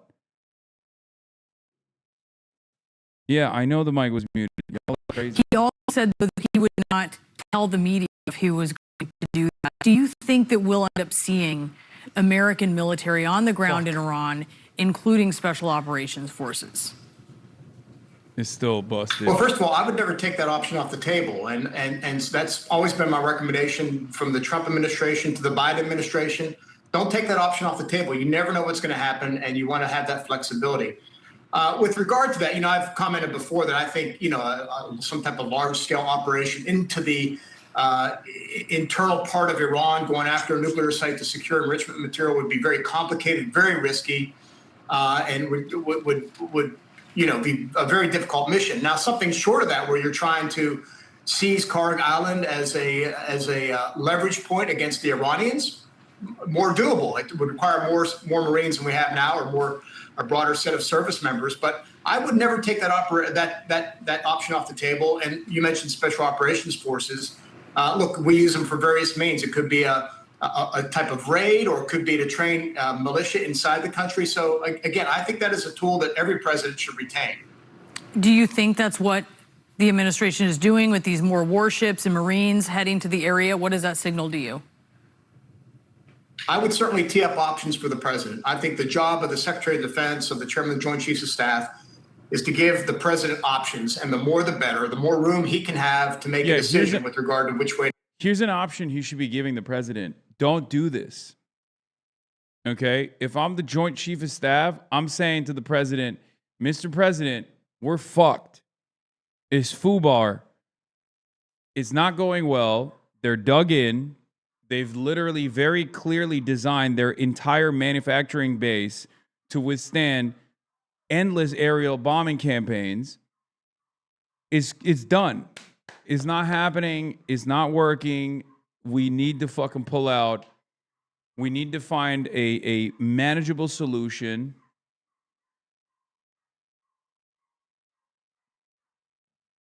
And we need to deal with them as though they are a fucking sovereign state.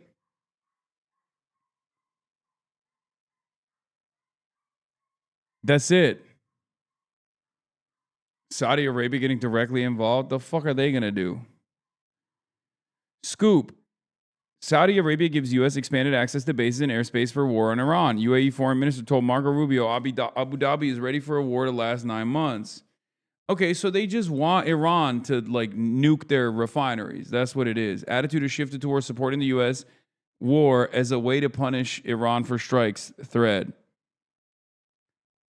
A shift in the attitudes is underway as anger in Riyadh and Abu Dhabi grows over the Iran strikes. The U.S. is putting pressure on Saudi Arabia to join in on offensive strikes. Riyadh has given U.S. expanded access to airspace and bases. Okay, first of all, Qatar is fucked once again because this is just the UAE and Saudi Arabia's machinations. And Qatar is the one that's like probably going to get punished in the process because they just have to kind of go along with the GCC. Also, how does this expand the theater of conflict? Saudi Arabia is almost pulling an Abraham Accords here where like they've already all but effectively under the table normalized relations with Israel, but then the Abraham Accords makes it like official. This revelation is simply Saudi Arabia openly saying what we already know was happening. We already know that this was happening.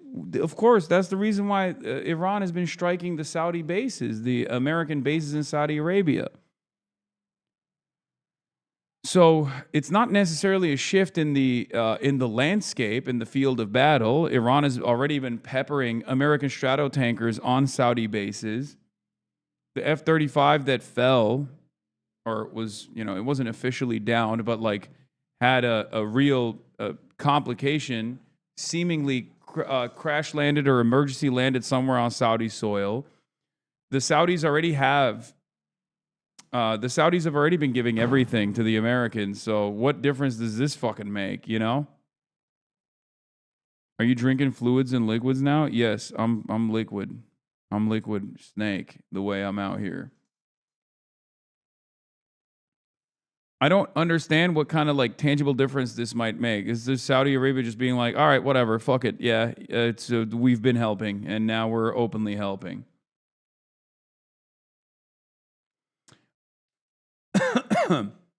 In the U.S. Department of War, held a call with Saudi Arabian Defense Minister Khalid bin Salman, who is the brother and top advisor to Crown Prince Mohammed bin Salman. Iran's attacks on U.S. bases in the Gulf were heating up, and the U.S. needed expanded access and overflight permissions. Saudi Arabia agreed to open King Fahd Air Base in Taif in western Saudi Arabia to the Americans. Multiple U.S. and Western officials familiar with the matter told Middle East Eye. Okay, more targets, I guess. The base is important because it's farther from Iranian Shahed drones than Prince Sultan Air Base, which has come under repeated Iranian attacks. Taif is also close to Jeddah, the Red Sea port that has become a critical logistics hub since Iran effectively took control over the Strait of Hormuz. Saudi foreign minister's tough words on Iran in contrast with Oman. A divide is emerging in the Gulf over how to handle the war and U.S. pressure to contribute. Yeah, Oman came out and said, This war only benefits Israel. It hurts the Gulf, which is true. One of the greatest chillers of all time, as you guys know. And not only are they the greatest chillers of all time, but they just have a very sober assessment of the situation where they're like, this is only beneficial to Israel. It doesn't benefit the Gulf at all. Israel doesn't give a shit if the Gulf is pummeled. Clearly Israel doesn't care if the Gulf is pummeled. Clearly it doesn't, they want to destabilize Iran, and God knows what that would look like if they were able to successfully destabilize this country with 93 million people in our neighborhood, by the way. So ultimately, if Israel were to achieve its ultimate objectives here, this would be terrifying. This would be a terrifying prospect for the Gulf. And we need to be honest about it. And yet now the Gulf guys are saying, the two major Gulf countries are now saying, you know what, fuck it. Like, you can use additional military bases on our soil. Iran's pummeling us anyway. You might as well take it. Saudi Arabia and UAE were neutral before this war, but as they have been attacked, first of all, you can't be neutral with American military bases, okay? That's not how this works. Saudi Arabia and UAE were neutral before this war, and also UAE was never neutral. That's incredibly stupid to say. The UAE was never neutral regardless. I wonder what this will do to the domestic instability that might happen as a consequence of, like, Saudi Arabia and the UAE openly leaning into America and Israel. Because there's also this domestic component. I wonder if, like, the population is already pissed off at Iran or sufficiently angry at Iran for, the bombing campaigns that have taken place and the economic opportunities that have been withdrawn as a direct consequence of the steady bombing campaigns, that they are fine with this American and Israeli involvement, like normalizing, or if they might get frustrated at their government. Yeah, the neutrality is bullshit. It was always bullshit. It's total nonsense to claim that they were neutral. They have American military bases. You can't be neutral when you have American military bases. Anyway, but as they've been attacked, they've come to the realization that they cannot live with this hardline Iranian regime next door, which can, at a moment's notice, extort the region by closing the Strait of Hormuz. Saudi foreign minister's tough words. Ibrahim Jalal summed up. Ibrahim Jalal, a researcher and policy advisor at Carnegie Middle Eastern Institute, summed up the Gulf dilemma. Gulf states don't want to be seen as signing on to an Israeli-partnered war, but Iranian attacks have crossed every red line. Aziz Al-Ghashan says Saudi Arabia and other states could be looking at lethal defensive measures as they seek to reestablish deterrence against Iran and set precedent. Take from a Saudi citizen. Dude, the Gulf citizens hate Iran more than Israel. Also, the monarchs depend on the U.S. to stay in power. No, I know the monarchs depend on the monarchs depend on the United States to stay in power. But the real question is, will the citizens themselves get frustrated with like a direct, with their direct involvement with Israel, the Israeli state, Israel? I can't even talk.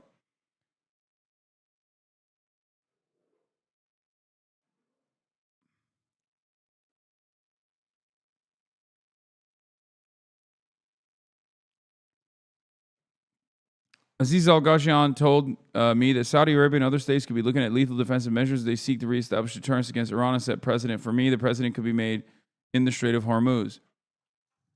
What capabilities do you have? And no, I don't think they hate Iran more than they hate Israel. I think they hate Israel a lot more than they hate anything else, but not the royals. The royals don't give a fuck. They love Israel. They don't give a shit. I'm talking about the actual citizens. Not that it matters. Will they actually turn around and do anything about Israel? No, probably not. Will they turn around and revolt? Probably not. But these kinds of statements make no sense to me. As I've said before, Iran is already fighting America. So from a military campaign standpoint, if you're already fighting America, drawing up NATO forces is not actually done to achieve a strategic military goal. It's actually a diplomatic goal. Because Iran wants to maintain decent relations. It's a sovereign country. It understands that it needs to maintain decent relations with other countries.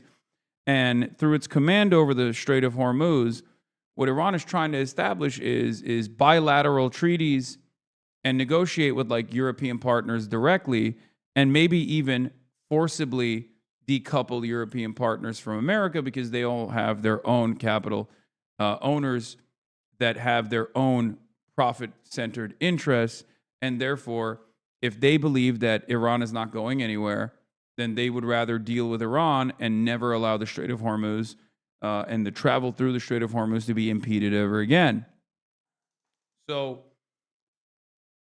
it's not a strategic military goal for America to try to get all of the forces and to create a coalition of the willing, right?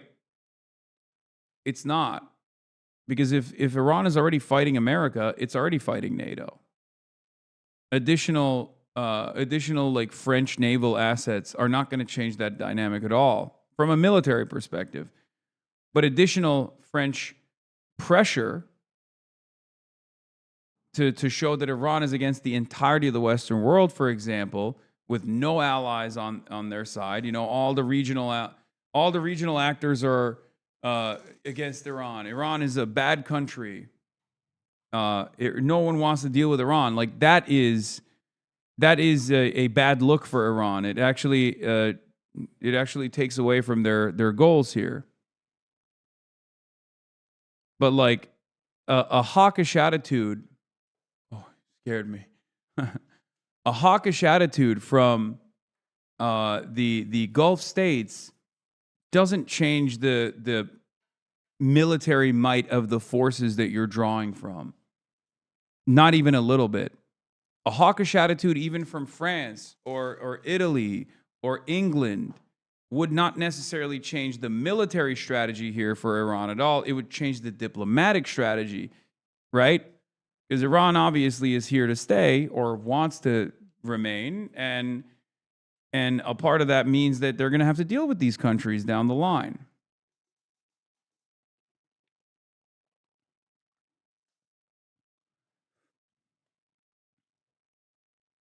If Iran can split the U.S. from the world and frame it as a disruptor, allowing oil for everyone else is a massive problem for the U.S., yeah, obviously they're not going to let that happen. America's never going to want that to happen, which is why they should back away from this instead of escalating further and further. But it doesn't seem like America has the capability of standing down.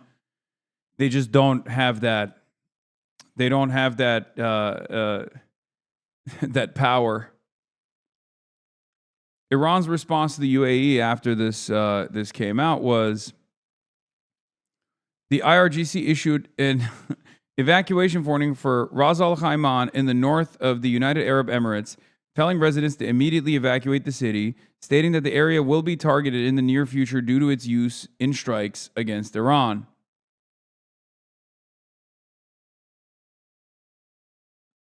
For them, it's just like additional targeting, right? For them, it's another base, another area to blow up.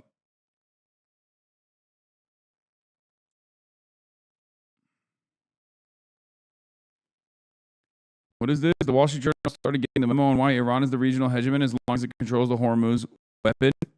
But now they seem to have seized on the A-10 Warthog as a magic weapon that will somehow neutralize the Hormuz weapon. Okay. I'm getting cut a little bit. The A-10 Warthog is going to change the dynamic of this conflict. Is such a boomer ass fucking take, dude. This is BoomerCon. This is the most boomer shit of all time. Warthog. Am I saying it right? I always say it weird. I know. Warthog.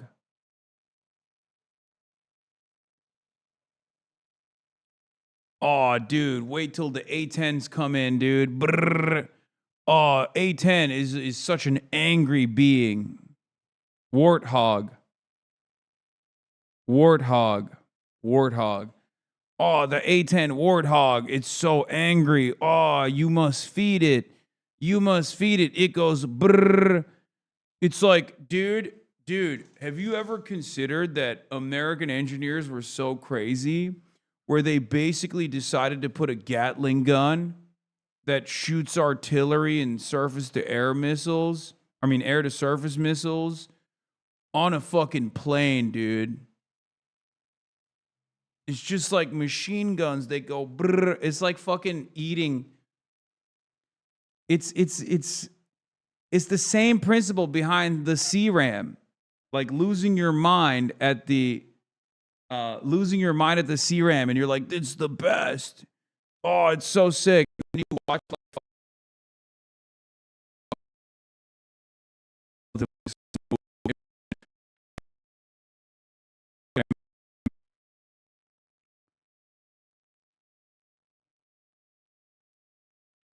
yeah, taking back control of the Strait assumed New Thursday as Iran began laying plans that allow select ships through, with Tehran's parliament considering a law to charge tolls.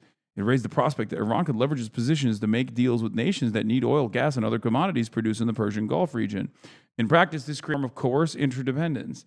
States that seek access to Gulf energy may find themselves needing to accommodate Iran, whether directly or indirectly, said Danny Citrinowicz, a national security fellow at the Atlantic Council, a Washington think tank. Even when the fight on X, there's real doubt that this dynamic will fundamentally change. The extent of which Iran has seeded naval mines in the Strait couldn't be determined, because they haven't. I told you this already, and I will keep repeating it over and over again. You'll know when they fucking mine it. If Iran doesn't say they're mining the Strait of Hormuz, they're not mining the Strait of Hormuz. Why the fuck would they mine it? They literally have complete dominance over the Strait of Hormuz. Mining the Strait of Hormuz is a last effort. They don't need to mine the Strait of Hormuz because they still have dominance over the Strait of Hormuz. And plus, when they don't mine it, they can actually collect the toll. They can use access to the Strait of Hormuz as an opportunity to deal with European allies directly, for example, or Asian allies directly. Not allies, but, other sovereign countries. The extent to which Iran has seeded naval mines in the Strait couldn't be determined. Only 24 miles at its narrowest point, the Strait of Hormuz is such a confined space that cruise missiles can be fired from hundreds of miles away and still hit ships moving through it. Yeah, no shit.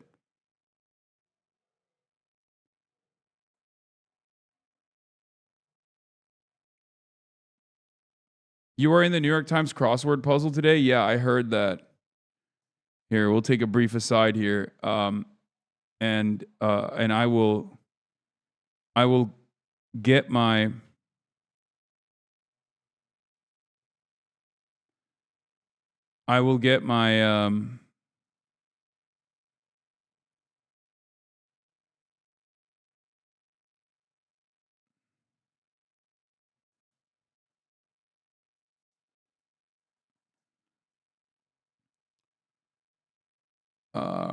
what do you call it? My brain is frying. Hold on. Why you look so skinny right now? You good, Mud? Bro, the one time I wear like a baggy fucking shirt and you guys think I'm like perishing in real life. That's so funny. Yeah, apparently I was in the I was in the New York Times crossword puzzle for March 20th, 2026. And I was an answer for it. Political commentator Piker. Okay. And what's funny about this is it's over. Hasan superiority. Okay. I have established aerial dominance over Mehdi and also Minhaj. It's clear.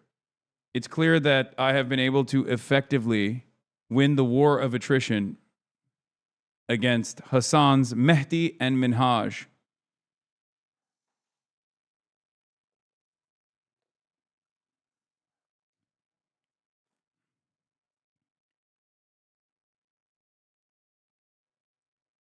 Dominance over Northern Lion. Yeah, PR year again. This is a funny tweet I saw as well, yes. Third Way has no choice with the boycott New York Times games. No more Wordle until a sufficiently moderate version of the game can be developed. Yeah, there's also Hasan Piker came to our party and says he got frame mocked by real celebrities. So Vanity Fair did the natural thing and called him up to talk about it.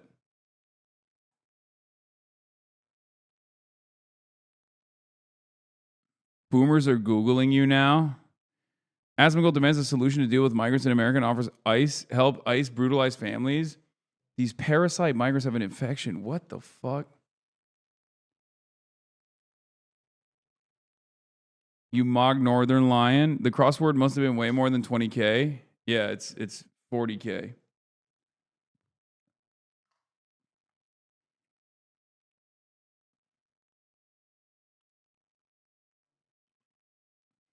On your live stream, you said that you were more nervous than you've ever been in your life. You specifically shared that you felt like a chud-ass loser. Can you explain what a chud-ass loser is? Piker. Chud originally comes from a movie from the 90s, but it's taken on a new life. Initially, some of my friends over at Chapa Chapa started using it to describe Republicans. Now Zoomers have taken it. When they say chud, they just mean loser with extra seasoning. A guy who doesn't work out, doesn't shower, doesn't have any ambition, doesn't go outside. And that's how I felt in the crowd of Hollywood aristocrats.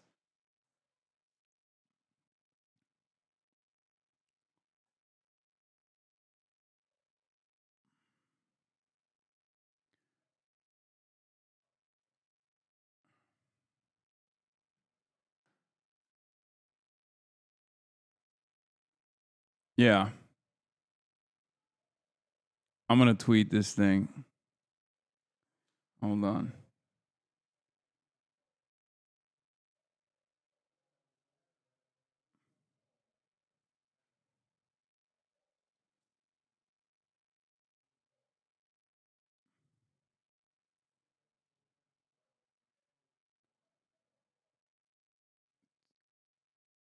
What is this?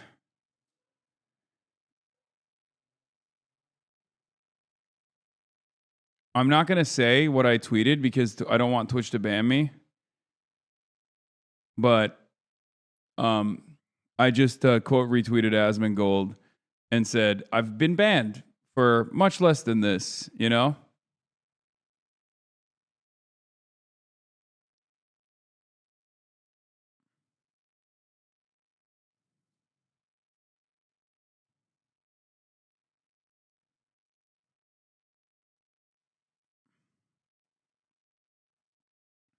Chud, cannibalistic humanoid underground dwellers. Yeah, that's what Chud is. Yeah.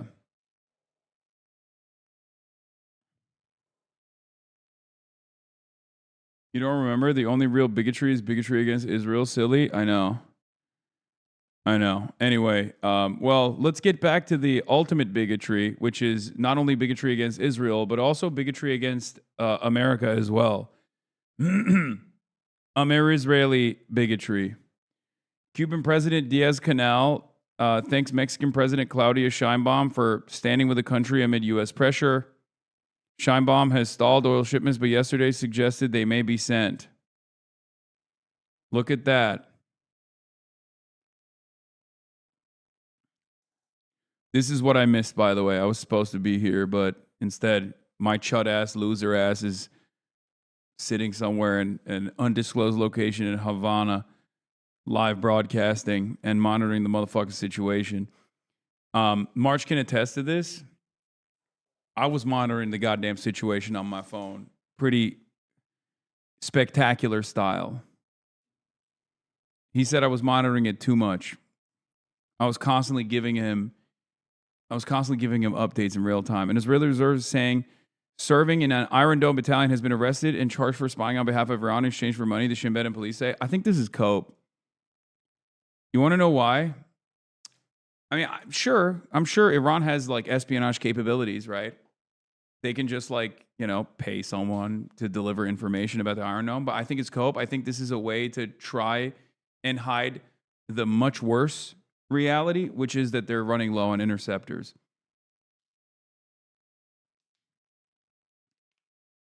I think that they're running low on interceptors And that's the reason why they're like, oh, it's because that's the reason why they're hitting, because they were able to learn how to evade our systems because we have spies amongst us, you know, that kind of thing.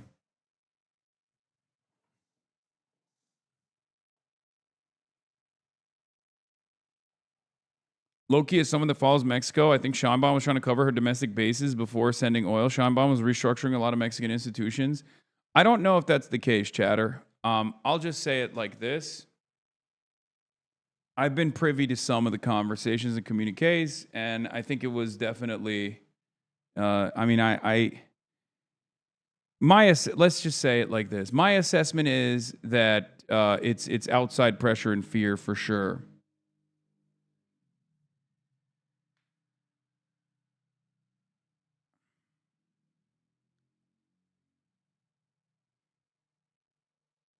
Drop site reporting on Iranian infiltration, including what Iranian officials are saying.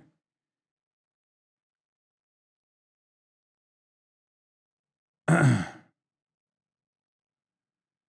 Israeli indictment alleges that Iron Dome reservists secretly work for Iranian intelligence, passing along locations of air bases, missile defense systems, and potential recruits for months in exchange for payment. A new drop site investigation reveals this is not an isolated case, but a part of a growing covert campaign inside of Israel. In a major report, Jeremy Scale and Murtaza Hussein detail Iran's expanding efforts to recruit Israelis to carry out influence and espionage operations from within. Yes, this is well within their capabilities. I've brought this up before. Okay? I have. This is true. Both of these things could be true at the same time. I don't think the reason why Israel's getting pummeled, however, is because they have insiders that have leaked details about how the Iron Dome works to the Iranian government. I think it's more so, it has more to do with the fact that they are running low on interceptors, because we have literally heard people in the aerospace side on the Israeli Defense Forces openly reveal that they're running low on interceptors. And it's not just the semaphore article either. Another commander recently came out and said, we're running low on interceptors. That's part of the reason why we're letting some of these missiles, land. An Iranian man walks under a display featuring a logo of Iran's Ministry of Intelligence in the historic city of Isfahan. This is the photo. According to the indictment, the suspect knowingly maintained contact with Iranian handlers and carried out tasks under their direction. Prosecutors say he transferred sensitive security information to help identify additional individuals for recruitment, pointing to network building inside of Israel.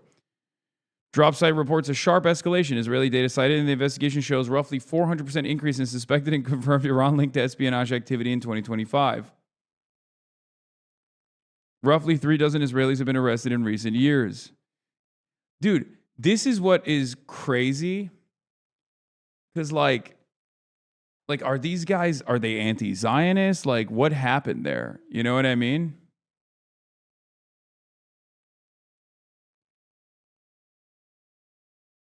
You know what I mean?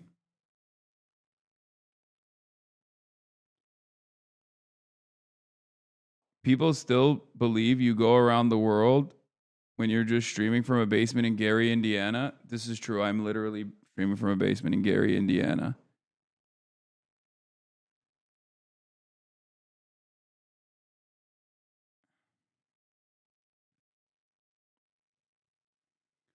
Low on interceptors are just saving them for when we go to a ground invasion and we need them all. Wait, what?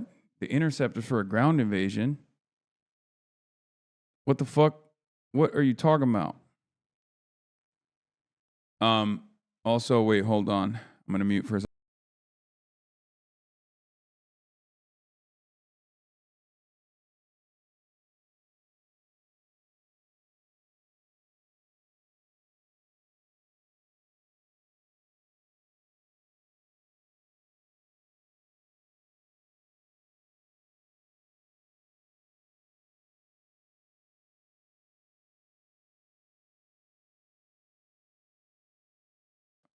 Sorry, I was doing a production notes for interviews that are coming up.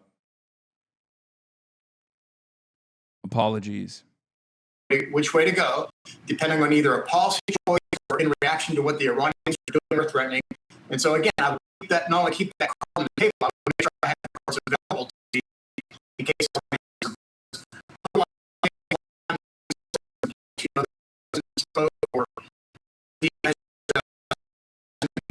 God damn it. Hold on. CIA's after me. CIA's after me. What the heliante? Oh my God. Okay, it's back. We're Rains out of the Pacific, and they're still en route, right? They were recently spotted off of Singapore. So it's going to take another week or so for them to get to the region. So you want to make sure you have those tools in place so that if you need to use them, want to use them, they're available. Secretary Mark Esper, we appreciate your time today. Thank you. Thanks, Bjorn. And CNN is learning that thousands more U.S. Marines and sailors are heading toward the Middle East just one day after President Trump downplayed deployment reports, saying, quote, "I'm not putting troops anywhere," though he did say that if he were to, he would not share that with the public. The deployment also happening just hours after the president shared on his Truth Social account that the fight to stop a nuclear-powered Iran has been militarily won. CNN senior national security reporter Zach Cohen has our new reporting. And Zach, on that question of the nuclear capability of Iran being militarily won, isn't there enriched uranium believed to be stored hundreds of feet underground, buried under sand? Yeah, Boris, that is certainly the understanding of the U.S. intelligence community, and it's a problem we know the Trump administration has been grappling with and weighing the possibility of using U.S. special forces potentially to try to essentially go in there and extract or destroy the uranium. Oh my God, when you got Scott Bessent writing fucking long ass, oh my God, it is so cooked. Scott Bessent posting insane style cope, I suspect. That is wild, brother. That is crazy. Also, U.S. official said he doesn't think Trump's post signals an imminent end to the war. He just said we are getting close. In the meantime, the U.S. military is striking hard and continuously. It'll be a couple of weeks, the official said. Bro's writing, look, once you hit the second or third paragraph, it's over. Okay? It's over. Can you please inform us more about the crisis in Cuba with the relevant historical context? Yeah, I did. I spent the first hour doing that, and you missed it. But you can rewind if you subscribe to the Piker Broadcasting Service.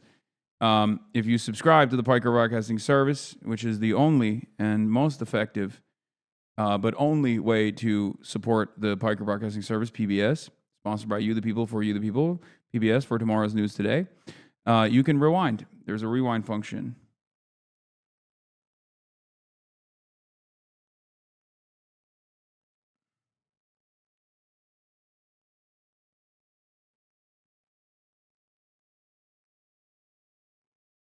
Speaking of writing, the White House just copy-pasted this shit. This is wild. The White House plagiarized his reason for launching a war on Iran from FDD, a cutout of Israeli intelligence. Oh, my God. Oh, my God. They did Foundation for Defending Dick. FDD is literally an Israeli espionage arm. It is an American think tank that masquerades as an American think tank, but is straight up an Israeli intelligence asset, is an Israeli intelligence cutout. Okay? That is unbelievable. That is unfucking believable that they just like copied and pasted it. Oh my God. I mean, actually, is it unbelievable? It's the most believable. God, this entire administration is on fucking autopilot, dude. You stole tomorrow's news today from Alex Jones. Imagine if Alex Jones sued you. Wait, what? Alex Jones says tomorrow's news today? That's crazy. No, not you. I was talking to Chad. That is believed to be deep underground at one of those facilities that was hit last year. But again, to the president's comments yesterday about sending additional troops to the region, we're learning that thousands more Marines are going to be deployed to the Middle East here in the near term, having their deployments accelerated. Now, one Marine Expeditionary Unit was already on the way to the Middle East. These are units that are really the Swiss Army knife of military capability. They're made up of about 2,200 sailors and Marines, but we're learning now that they're going to send potentially a second Marine Expeditionary Unit to the Middle East. This unit was intended initially to go and deploy to the Indo-Pacific region, but their timeline has now been moved up, and they're going to be traveling to the Middle East, according to two sources familiar with the plans. And so it does raise questions about what is the Trump administration's timeline for bringing an end to this conflict, and what objectives do they need to accomplish before they can do so. To that point, you have this announcement of a deployment, and then also what is potentially going to be a $200 billion request for supplemental funding from Congress. Insanity. They're pooping on us. They're dabbing on us. I need you to remember this number. Next time some fucking asshole from DC tells you we can't have health care, okay? Next time some douchebag politician says we can't have fucking health care, remember that. 200 million. 200, not million, sorry, billion. $200 billion. Money mogging you? I mean, it is money mogging. It's money mogging all of us, okay? It's money mogging all of us in the sense that if you were like, oh, can I have some funds, please, for the fucking potholes down the street? They're like, no, fuck you. If you're like, can I have some money for healthcare? They're like, no, fuck you, fuck yourself, kill yourself, die. Die right now, you're fucking broke. Die, broke boy, die. If you're like, hey, can we, like, I don't know, fund education initiatives in this country so that, like, we can have a more competent, competitive labor force in the international marketplace? Fuck you. Unbelievable. How does the administration square that with what Trump has been saying about this coming to a close relatively quickly?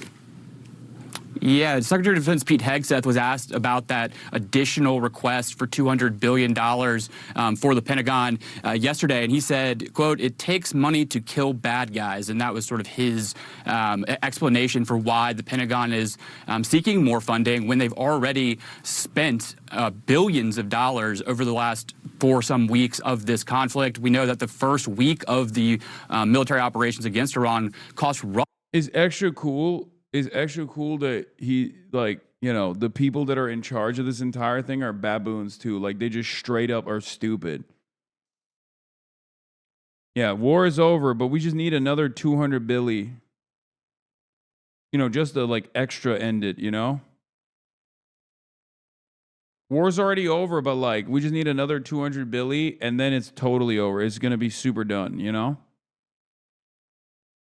roughly $11 billion, and estimates for the totality of the war so far are hovering around $20 billion.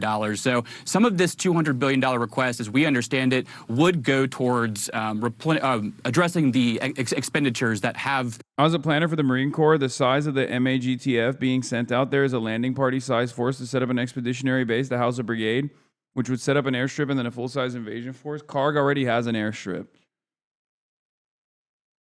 The problem is, are those numbers enough to take over CARG Island? And even if they were to take over CARG Island, are they large enough to be able to hold it? You have to remember, they don't have any backup. Because, like, you can't just take CARG Island. You have to take the surrounding coastline, okay? You can't just take over CARG Island. You have to take the surrounding coastline. They've already also talked too much about CARG Island. I know how these guys operate at this point. I don't think they're going to do to CARG Island. They're going to go somewhere else. I think they love doing this, like, idiotic bait and switch shit. So I suspect that they're not deploying to CARG Island anyway. That would be incredible if they were, like, literally saying for weeks on end, we're going to take over CARG Island, we're going to take over CARG Island, and then they just didn't even do that. I mean, or they ended up actually trying to do that. Sorry. There's a couple different islands. I suspect that they're going to try to take over one of them. I don't know if any of them actually have, like CARG does have a landing strip on it.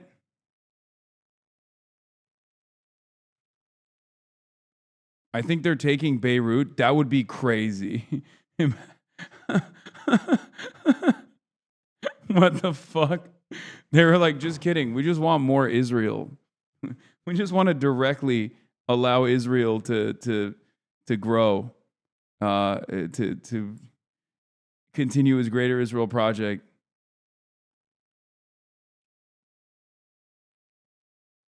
Been spent so far during the conflict. But there's also speculation and concern that the Pentagon may try to also get funding for other priorities as part of this additional request. That's something that is going to raise a lot of eyebrows on Capitol Hill as lawmakers on both sides of the aisle are starting to really push the administration to come out and explain their reasoning and their objectives for the Iran conflict. And they haven't even asked Congress to vote on this conflict yet. So a lot of questions as to whether or not this will ultimately come to pass. But the Pentagon is seeking additional funding, and we are seeing more Marines into the region. I had a 15-minute on-the-record phone call with President Trump this morning. Here's what you need to know. He said Iran was about 2 weeks away from having a nuclear bomb. He said they were planning to use it. Now, experts have said they were probably a year away. He said Trump extorts the Gulf for more money. If you want the war to continue, $5 trillion. If you wanted to stop, $2.5 trillion. Omani journalist and international affairs researcher Salam al-Jahouri on BBC Arabic confirms reports of U.S. pressure on Gulf Cooperation Council states to pay up either way.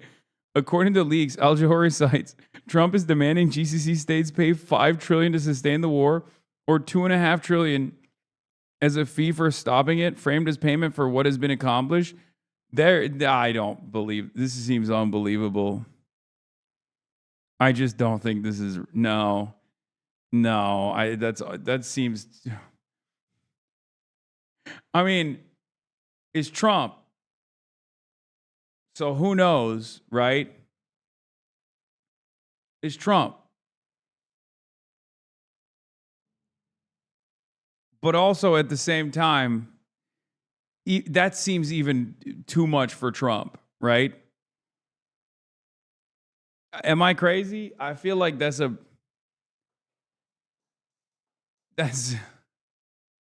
bit much. Breaking. Washington Post confirms ground invasion planning underway. Oh, my Lord.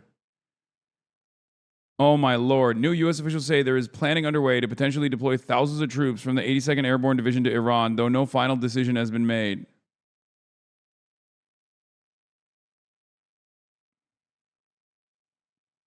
That's crazy. Also, I got a new laptop because the old one was getting bricked. Because Google Chrome is an insane eater of RAM.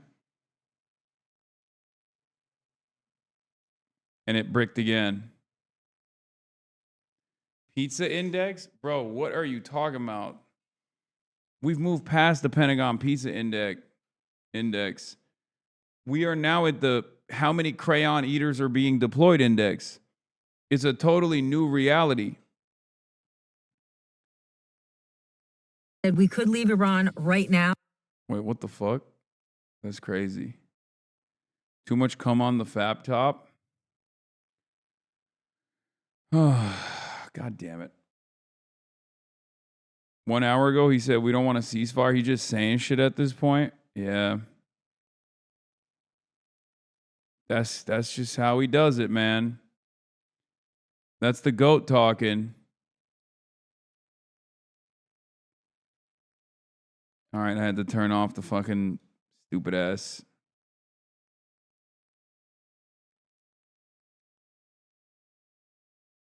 I had to.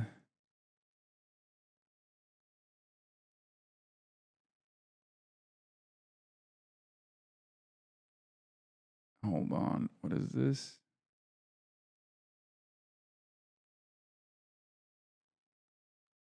All right. I have to reopen all my bookmarks. Sorry, guys. I'm cooked. How do I do that?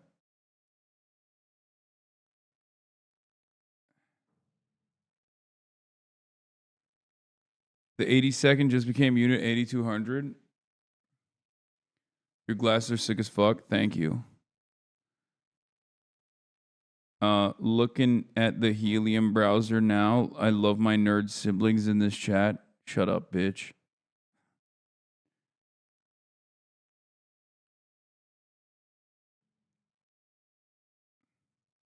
I had a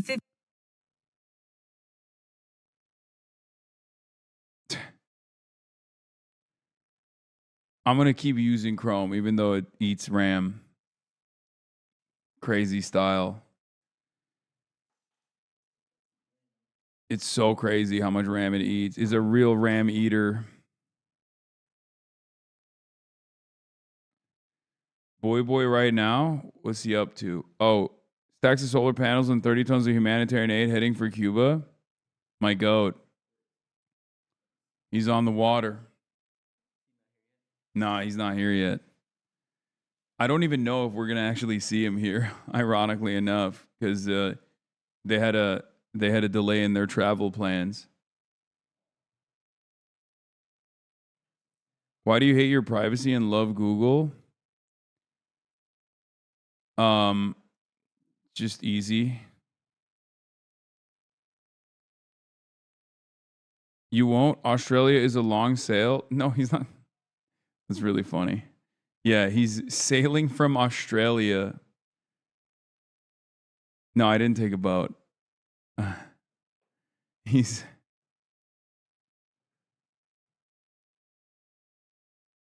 Hold on.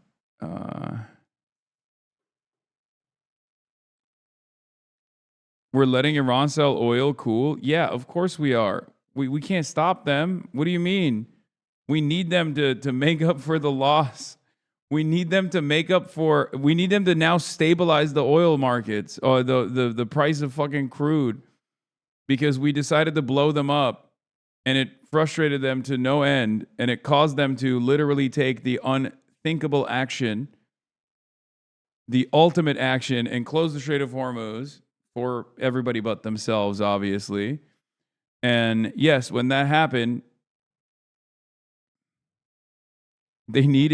someone needed to fucking keep sending tankers to the goddamn strait.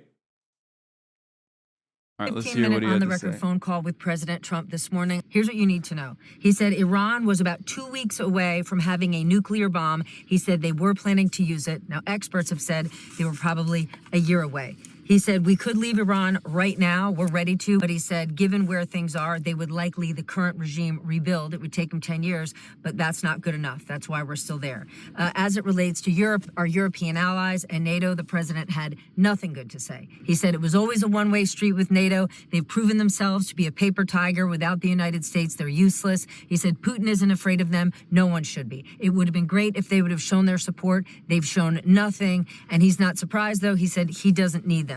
He's never had anything good to say about NATO. Now he has even less. As it relates to Ukraine, I asked about Ukraine giving us support with the war in Iran. He said they've done nothing. Anything Zelensky is saying is just for PR and publicity purposes. He doesn't see anything ending soon when it comes to the conflict between Russia and Ukraine. And I would say he even expressed more trust in Putin than he does Zelensky. I asked him... There's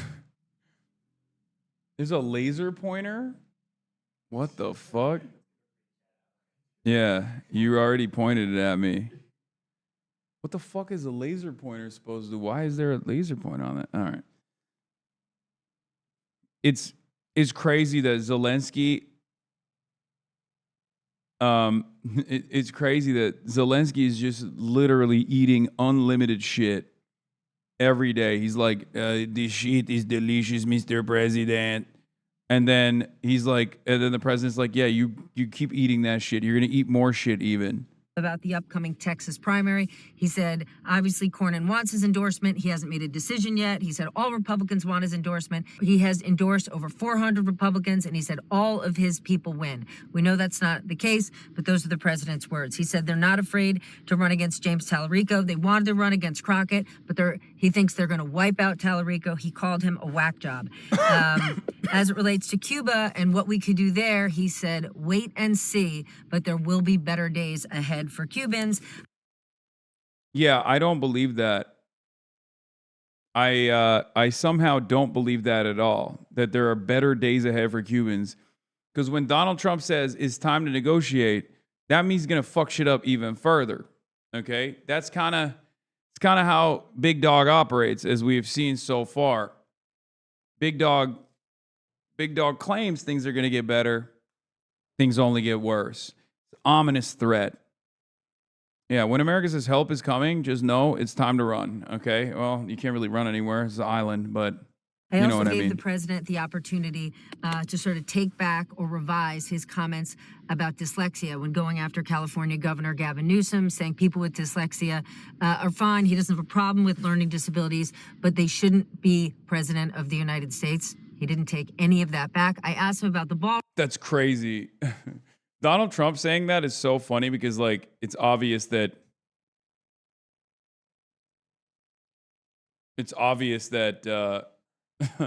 you know, Donald Trump is not exactly mentally sound. Room, which no surprise, he said is ahead of schedule and under budget. But he said because it's going to be drone proof and bulletproof, we're going to have everything there in the future. Inaugurations. We covered a lot more. For now, those are the highlights I thought you should know. Fantastic. Fantastic.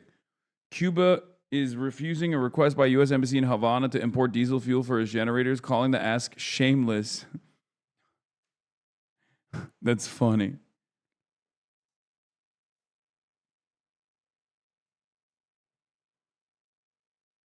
Dude, oh my God. Breaking news. Breaking news. The U.S. has temporarily lift sanctions on oil from Iran for 30 days. Dude. Are you fucking... Dude.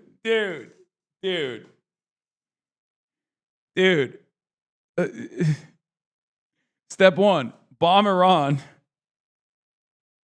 Step 2, Iran fights back spectacularly, showing the rest of the world that maybe America's a paper tiger. These guys have wanted sanctions relief for fucking decades. And now they finally have it.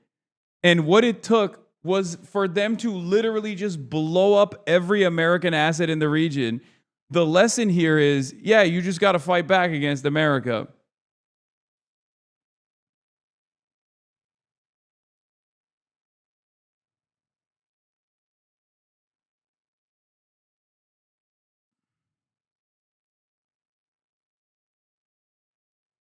If you want sanctions relief,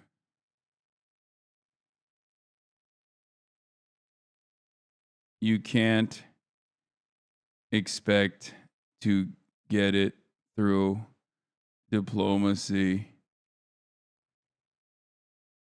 You have to make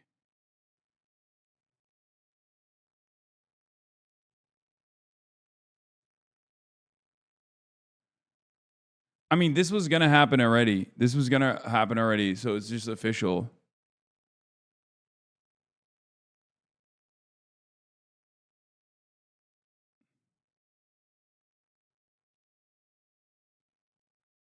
Will you be speaking with Jeremy Corbyn whilst you're both in Cuba? Yes. I have an interview with him tomorrow. We'll take the USS Boxer 30 days to get in theater with another MEU. Please harvest max. I don't understand the flotilla aspect of the aid mission. If you were in Cali yesterday, you couldn't have just been in a fleet of boat. You could have been in a fleet of boats. Dude, it's not just boats, man. If you looked at the website, it was boats, it was planes. Like, they're...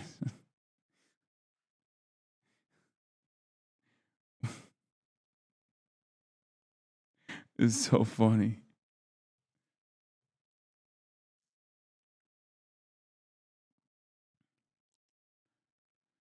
My lessons from grade school are as valid in geopolitics as they were on the playground. Hit the bully and they'll eventually fuck off. I mean, yeah.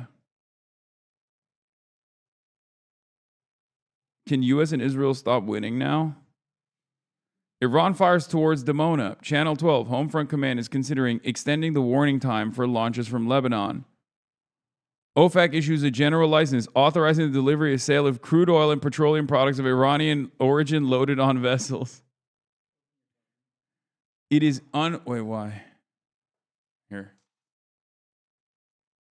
What's going on? Okay. It's fucking unbelievable, dude. Why does this microphone sound better than the one you're at home? I don't even start, dude. It took hours for us to basically put this thing together. Yeah, I'm glad that it sounds good, but it took a long ass time. And we accidentally arrived at this. Anyway, But yeah, the audacity of the U.S. Embassy in Havana to import diesel fuel for his generators, calling the act shameless given the Trump administration's fuel blockade on the island, according to diplomatic cables reviewed by the Post. Crazy to me. What was it? Fuck did you do? Oh, you sent yourself. Oh, that's what you took? The photos I took of you? That's so funny. This is probably just so they can seize existing oil from Iran, not because they want to cooperate. No. This is like, they can't even fucking take the tankers right now as it stands. They're literally allowing tankers to pass through, and Chinese flagged ships as well to pass through. They have to normalize the prices. We have an embassy in Cuba. Yeah, it's a fucking place to do siege, I guess. It's a fortress to conduct siege warfare out of. Iran says it has no surplus crude oil to offer to international markets after U.S. Treasury Secretary Scott Bessent says Washington could lift sanctions on Iranian oil at sea. They're like, nah, we're good. We're going to keep selling at our pace, sir.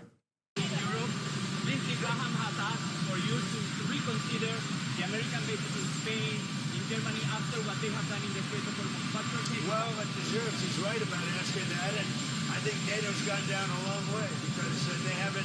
I mean, they should be helping with the Strait. They get much of their energy from the Strait of Hormuz, and if Lindsey Graham said that, and don't forget, he was the big NATO guy for a while, and now he's not. And a lot of senators in Congress, and they were big. They're very upset with the fact that NATO has done nothing.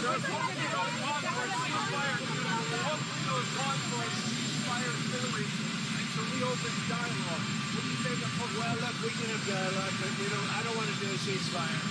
You don't do a ceasefire when you're literally obliterating the other side. They don't have a Navy. They don't have an Air Force. They don't have any equipment. They don't have any spotters. They don't have anti-aircraft. They don't have radar. And their leaders have all been killed at every level. We're not looking to do that.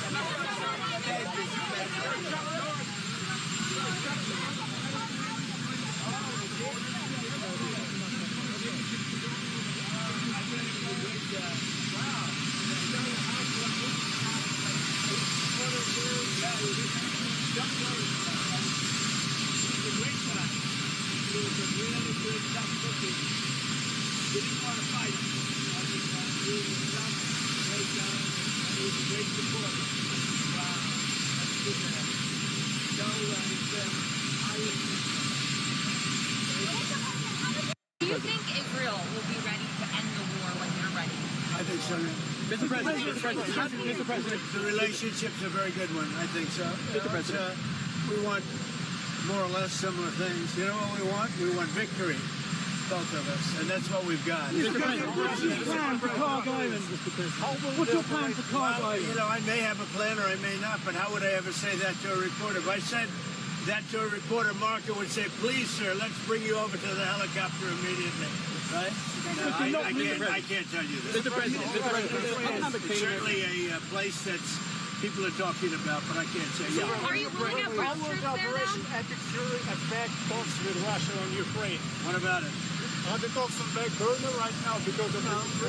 We're talking about it. I think it'll get done. When do you expect the next round of talks to take place? They take place almost every day. We're making a lot of progress. Mr. President, you said that the war was militarily won in Iran. What did you mean by that? You said the war was militarily won in Iran. What did you mean by that? I think we won. We've knocked out their Navy, their Air Force. We've knocked out their anti-aircraft. We've knocked out everything. We're roaming free. From a military standpoint, all they're doing is clogging up the strait. But from a military standpoint, they're finished. So how much longer should the American people expect this to go? You said opening the Strait of Hormuz is a simple military maneuver. Very simple. Yeah, but what did you mean by that? It's a simple military maneuver. It's relatively safe, but you need a lot of help in the sense of you need ships, you need volume. And NATO could help us, but they so far haven't had the courage to do so. And others could help us, but, you know, we don't use it. You know, at a certain point, it'll open itself at a certain point. But we've defeated the enemy, and they are an enemy. They're a sick group of people. The leadership is gone, the Navy is gone, the Air Force is gone, the anti-aircraft equipment that they have, the radar they have, it's all gone, everything's gone. The strait itself, the actual strait, how are you? The strait itself is, we're doing a good job, but it would be nice if the countries, including China, if the countries that use it, China uses it 90% of their energy. Japan is 95% of the energy. It would be nice if those countries would get involved.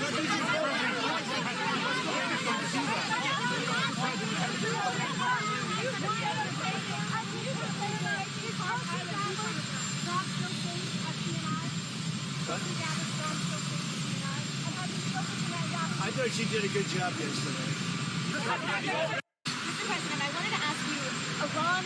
It would be nice if China did a lot of stuff you want. Huh, big boy? Yeah, it would be nice. I mean, he's not wrong. It would be nice if China did a lot of the stuff that Donald Trump wants. They just don't have any incentive to do so. Why the fuck would they do that?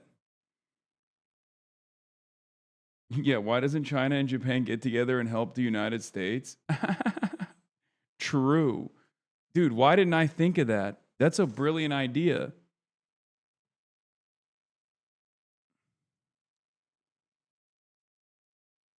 What is this?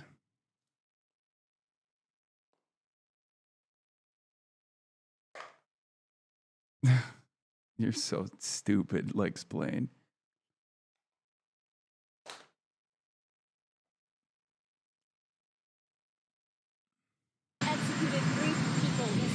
Do you think Japan's president would try and get involved? Get involved and do what? They don't even have, like, they barely have a functioning self-defense forces. Like, what?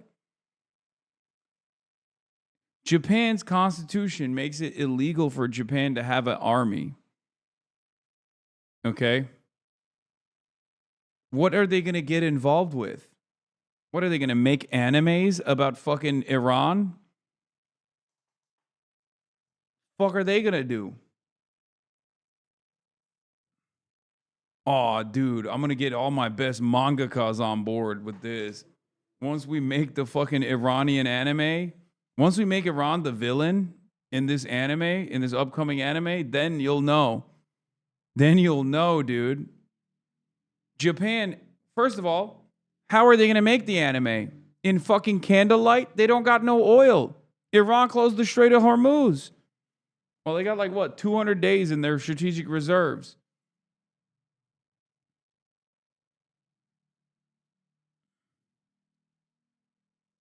You have vowed strong action in the past. What message would you send? What would be Still working on that, awfully huh? hard? I mean, I don't know if you can possibly get hit harder, but these are thugs and animals and horrible people. But you can't hit anybody harder than we've hit them. But I'm not surprised. They executed 3 young people for protesting. And do you plan to escort those ships through the Strait of Hormuz with or without We're allies? doing very well there. We're doing very well overall. You know, we don't use the strait. We don't. The United States. We don't need it. Europe needs it. Korea, Japan, China, a lot of other people. So they'll have to get involved a little bit on that one. Do you still want South Korea support the United States? Now, what about it? Do you still want South Korea support? Well, I love South Korea. We have a great relationship with South Korea.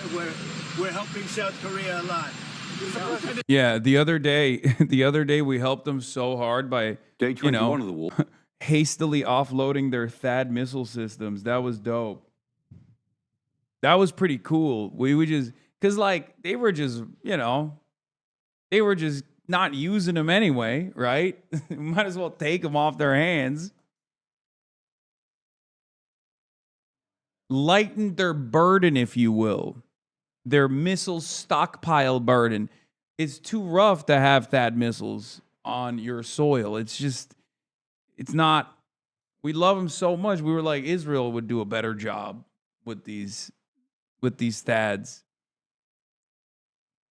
Dumbasses at Fox have the same idea. Brian Kilmeade on Fox News talking about the Iran war. NATO is all of a sudden consolidating and saying we're on board. We have Japan saying, how can I help? Viewers might misunderstand and think Takaichi has agreed to send Japanese naval forces. Journal. Yep. So, Brian, good to see you. Lying as a great point, Journal. It's empty. Yes. I'm hoping to fill it up today. But I have a question for you. The approval rating, 100% among MAGA Trump. Bro, JD Pandon gonna unite the Koreas, brother. One Korea. Oh my God. Oh my God. Oh, I never thought I would see the day, bro. I swear to God. JD Pon, motherfucking Dom, baby. Put some respect on it. He is the great Maoist hero. Accelerating America's collapse, allowing American imperialism to take blow after blow. Unbelievable, dude. Jusha, rise up, Jusha. Burrs. 20 days in, baby. 20 days in. I love how fucking stupid these guys are, though. They're like, yeah, you know, they're the Japanese naval forces are going to come and help us out. Yep. So, Brian, good to see you. Lying as a great point, Journal. It's empty. Yes. I'm hoping to fill it up today. But I have a question for you. The approval rating, 100% among MAGA Trumpers. Isn't that kind of what Dana's saying in a way, is that it's a sharp contrast, reality versus social media, where the loudest voices are the critics, but the numbers don't back up their intensity. So you have 4 bold-faced names saying that MAGA is running away, but the numbers say no, they're not. I know, because you have people on other networks or with podcasts who are saying this war is not Donald Trump. He lied to us.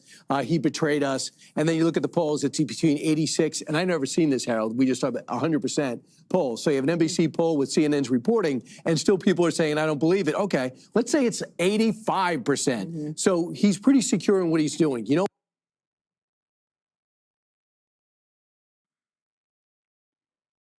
We can't have a country with these motherfuckers, man. It's just like, I don't know.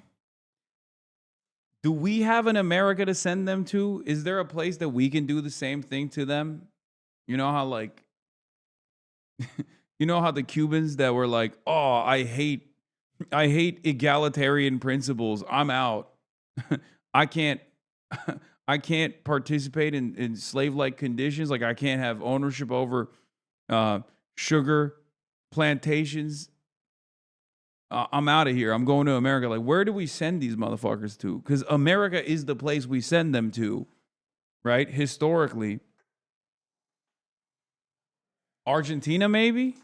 Yeah, Nazi style. Just ship their asses. Ship MAGA to Argentina, bro. Let Javier Milei sort it out. Let Javier Milei sort it out. Yeah, banish them to Argentina.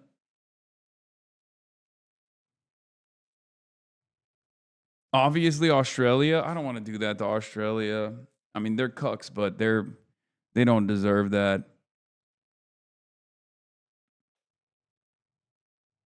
What? Honestly, I have to say I'm disappointed in the stream has turned into these days the constant attacks on Trump and Israel. It feels like only yesterday you'd have no problem readily admitting that it's long past the time for the top of the hour ad break. It's 4:53, man.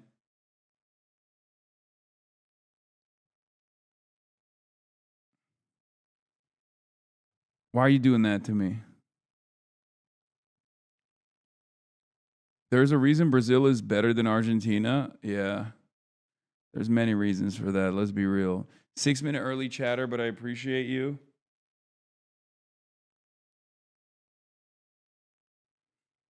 Literally alternative reality. They're saying most Trump supporters don't think Trump lied, even though he literally objectively lied. There's just a cult poll at that point. Who gives a fuck what they think? Excuse me, Trump would never lie.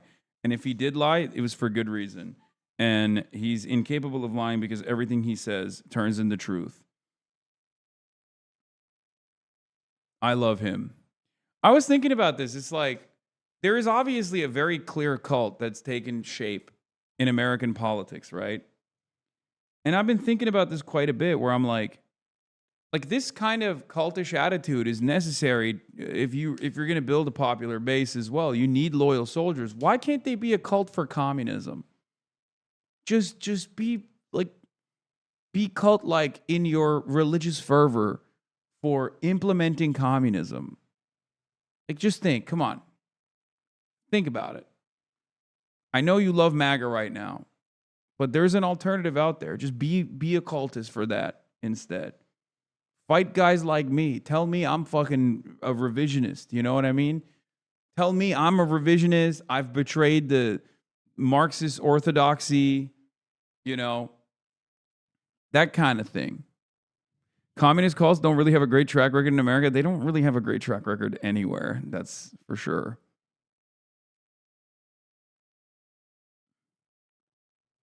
Why, Greg, back to your original point and Dana's, is that if you've been around and reading a paper since 1979, now we get it online, you've seen Iran be a problem. Donald Trump is not attacking Aruba or the Bahamas. He's attacking a belligerent nemesis of this country that spend the majority of their time. We are the belligerent nemesis of most countries, by the way. If we were looking at this honestly, we would be considered the belligerent nemesis of all countries. We are dog shit to our allies in Europe. We keep constantly throwing them under the bus. We are horrifyingly bad at long-standing security contracts on oil-rich nations that have given us trillions of dollars. As we have seen for the past 20 days, they're getting fucking pummeled. Okay? We are not even good at maintaining a defensive posture for our ally states that we have designed. Our ally states that we have designed as a necessary first line of defense against our foreign adversaries, whether it be Soviet Russia at the time, or whether it be China, right? We're fucking horrible, and we just constantly blow shit up. We have an endless, unlimited appetite for blowing things up and starving people. I'm literally at the epicenter of one of those problems right now. I'm in Havana, Cuba right now. We're fucking blowing shit up, blowing up schools and hospitals in Iran, and we're also simultaneously stopping other countries from delivering necessary resources like fuel to this country. Like, American cruelty is so endless that we can do that on a bad day. Like, we're not even thinking about it, right? The evil is on autopilot. It's crazy. And yes, this has always been the case. Obviously, this is not just Donald Trump. Donald Trump is not Donald Trump is just the maximalist conclusion of American empire, American imperialism, this evil force that we are around the planet, this malignant, unstoppable, unaccountable force that kills with impunity. And it's crazy because nowadays, we don't even design an argument about why this is good. No, the lighting is fine. Oh, okay. Nowadays, I feel like I look like a cult leader with this frame. It's like, nowadays, we don't even try to justify it. We don't even try to justify it all that hard to the cattle in the United States of America. And we don't even try to present an argument as to how this will be good for the American working class. We don't even do it. We just look at you like this. Don't you think this would be good, though?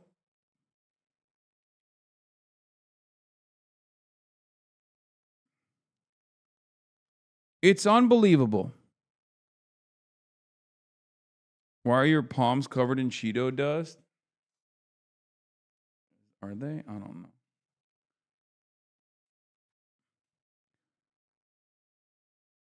You're preparing us for the Cumtown massacre?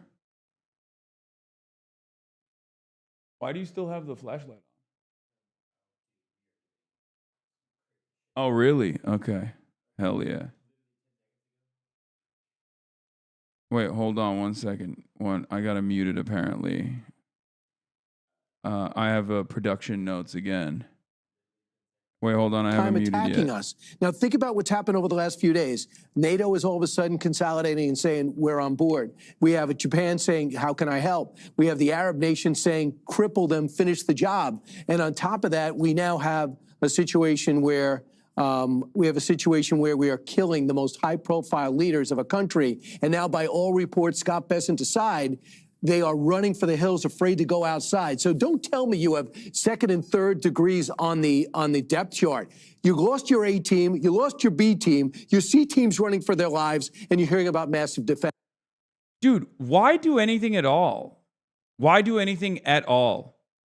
We can just, like, the MAGA cult is so crazy that you could just design an entirely alternative reality, as they have done so far.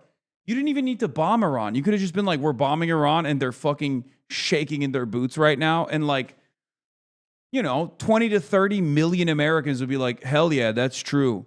Did you hear? We've been destroying Iran. It's been fucking awesome. Like, you don't even have to. Are you insecure about Orthodox Marxists? Why do you slander them? Have you ever read Lenin? He was an Orthodox Marxist, Lamau. What are you talking about, man? I was making a joke, you fucking dingus. Brother. Oh, brother. That's crazy.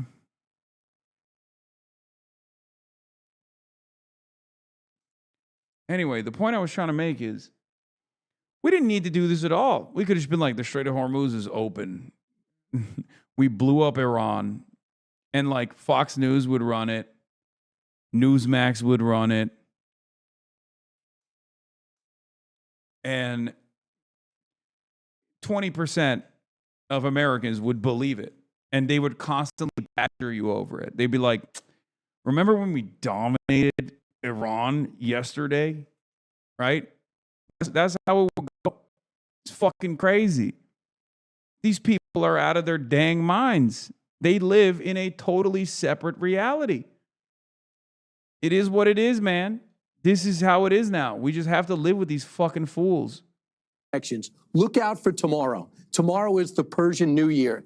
Normally they go out and celebrate like every other country. They were told not to. I sense they're going to. And if the siege doesn't come out in the streets and repress that, I think the go sign is going to be take back your country. Just the beginning. It's a race between the energy, the eradication of the energy worldwide, and people getting nervous, as opposed to a brilliant military strategy being implemented with the latest, most impressive weapons in the world, helped by AI. Excellent. Good job there, Brian. Wow, you really mean that? Oh, he slammed the AI in there too. Oh God, help by AI. Like that's also a good thing. Thank you. In the meantime, reports of a large fire burning following an Iranian drone strike on the U.S. Department's Baghdad Diplomatic Support Center in Iraqi capital, located on the site of Baghdad International Airport. Bro, the Iraqi Shias do not play around. Ever since the other pope, okay, ever since the other pope of the Shias basically issued a fatwa, the Iraqi forces have been going nutty mode. These guys are unironically going to engage in, they're doing land back, bro. Like, we haven't seen nothing like this before.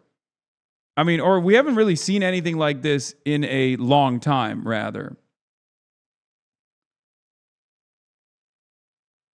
U.S. policy to make everyone in Cuba live in darkness, delay surgeries, and prevent trash pickup, and halt most transportation options. And then the State Department asked for special favors to get their own fuel. Shameless is one word for it.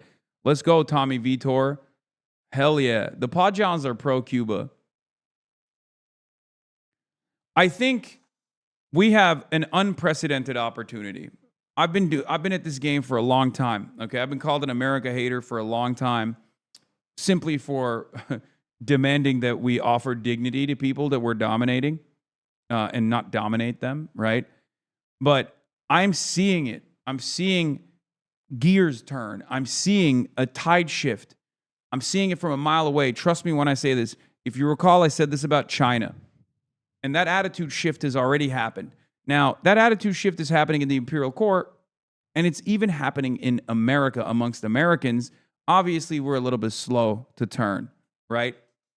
But Palestine And the genocide that Israel conducted was so vicious, so violent, so vile, that it did away with the way that many people identified with liberalism. It did away with all of these, all of the century of propaganda that people were subjected to, where they thought, no, there's a humanitarian purpose for it.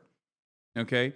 There's always a humanitarian purpose for some of the violence that we're seeing, but the ultra violence that people were subjected to day in, day out, this live streamed Holocaust of children with American tax dollars and American political cover, truly shifted the collective consciousness. It made people recognize that maybe America isn't a force for good. Now, of course, the third world was already there. Developing nations, nations in the periphery, they were already very familiar with this reality, right? But what has changed is that those in the core have started recognizing, what is all this violence for? It's not for me. It's not helping me out. We're just slaughtering children. I have to live with that moral shame if I actually do see it. And if I don't even care about that, what we're doing in Iran is creating a devastating energy crisis that's hurting my wallets. All the while, I voted for this guy who was supposed to break apart the system and rebuild it in a way that favors me, the average American working class individual. And yet that hasn't happened either. Cost of living is worse than ever before.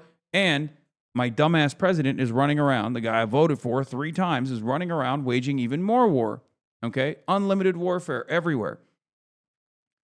And I think a lot of people are beginning to realize, especially paired up with the Democratic Party's incompetence, or I guess strategic indifference to this American death machine, not even making an argument really to put an end to it, to stop it, to claw back some power for the working class. People are beginning to notice that the system is completely, fundamentally flawed. It does not have beneficial outcomes for people that are under the boot, and it doesn't even have beneficial outcomes for people who have the profound privilege of not being under the boot. Okay? I think it's a huge, huge attitude shift towards American death and American destruction. Maybe it's partially because the Republicans are not doing a good enough job selling this idea, as previous Republican administrations certainly did, right? They were strategic masterminds in comparison to this administration. They were violent all the same. They were Hitlerian all the same. But at the very least, there was like an intellectual through line that you could follow. There was a logic to the militancy. There was a logic to the action. It was built around lies, right? But at least they lied to you, and some people believe those lies. Now, this administration doesn't even choose to create a sophisticated narrative around why we have to do endless war and blow up Iran and starve Cuba. They just do it. And I think more and more people are coming to terms with the reality that they have been sold a lie, that America's enemies are not the American people's enemies at all, and that we have actually a very specific set of enemies. Enemies that are the same in every nation state. Those who own all the levers of power and control all of the machinery and the function of their respective governments. I think people are beginning to notice that.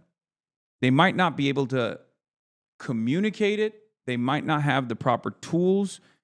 That's why it's important for people like myself and many of you in this chat as well, many of this community as well, to give people the tools, to educate them, to give people the language that they can use to better communicate frustrations, right? I think people are starting to notice that all of these countries that we have designed as foreign adversaries that deserve endless bloodshed, endless domination, maybe they weren't the villains at all. Maybe we were the villains. I'm noticing that tide shift for sure, at least in the United States of America. And I think there's opportunity there. You know? All right. I think I am going to end it there today. I know we did only 3 hours, but wanted to end it on a powerful note for you guys. Obviously, I'll be live tomorrow at the regular time, or maybe a little bit later than I normally would. and we're working on the IRL component as well, so we can potentially do interviews in real time. But if we're not doing interviews in real time, we're most likely going to be conducting interviews, like sit-down interviews. And so we have a bunch of different projects. I will, however, definitely talk to a who am I talking to tomorrow? A neurosurgeon? No, a neuroscientist. I'm going to be talking to a neuroscientist on the stream live, and that's pretty exciting. We'll be talking about obviously the impact of the American embargo and what that has done to the healthcare infrastructure. But we'll also talk about the positives. We'll also talk about the lies that people tell about day-to-day existence in Cuba. But we'll talk about also the incredibly impressive accomplishments of the Cuban people in the field of medicine, and a lot of the stuff that people are oblivious to. Hopefully, you'll have more awareness around. But on that note, this is enough monitoring of the situation. I didn't get all my appetite. I wasn't able to scratch the itch to the best of my ability, but yeah, we have some limited bandwidth here, and that'll be all for tonight. It's 5 p.m. Pacific time, 8 p.m. here in Havana, Cuba. I'm signing off, and I will see you tomorrow. All right, everybody. Here you go. Peace. Stunning lo-fi introduction, starting off the day. All the chatter's trickling in, hustle people hate. Sunny in Los Angeles, California, says Hasan. Stun luck to the stun luck to the topics just begun. 'Cause there he is again. Hasan is streaming. Hasan is streaming. There he is again. Hasan is streaming. Hasan is streaming. Reviewing a Chinese train, telling Kyle place. Sun and Asmin chatter loves, giving Greening's grace. Zoran winning NYC, woke two back with the force. The Rogan of the left, to me a dumb himbo, still of course. The Charlie Kirk assassination, the Fear and Online show. 8 full fucking years of this, and plenty more to go. Doing fun stuff tomorrow, throw PBS up on the screen. A man-made horror reaction brought to you by this life's dream. 'Cause there he is again. Hasan is streaming. Hasan is streaming. There he is again. Hasan is streaming. Hasan is streaming. Kicked out of the DNC, IRL with March the Goat.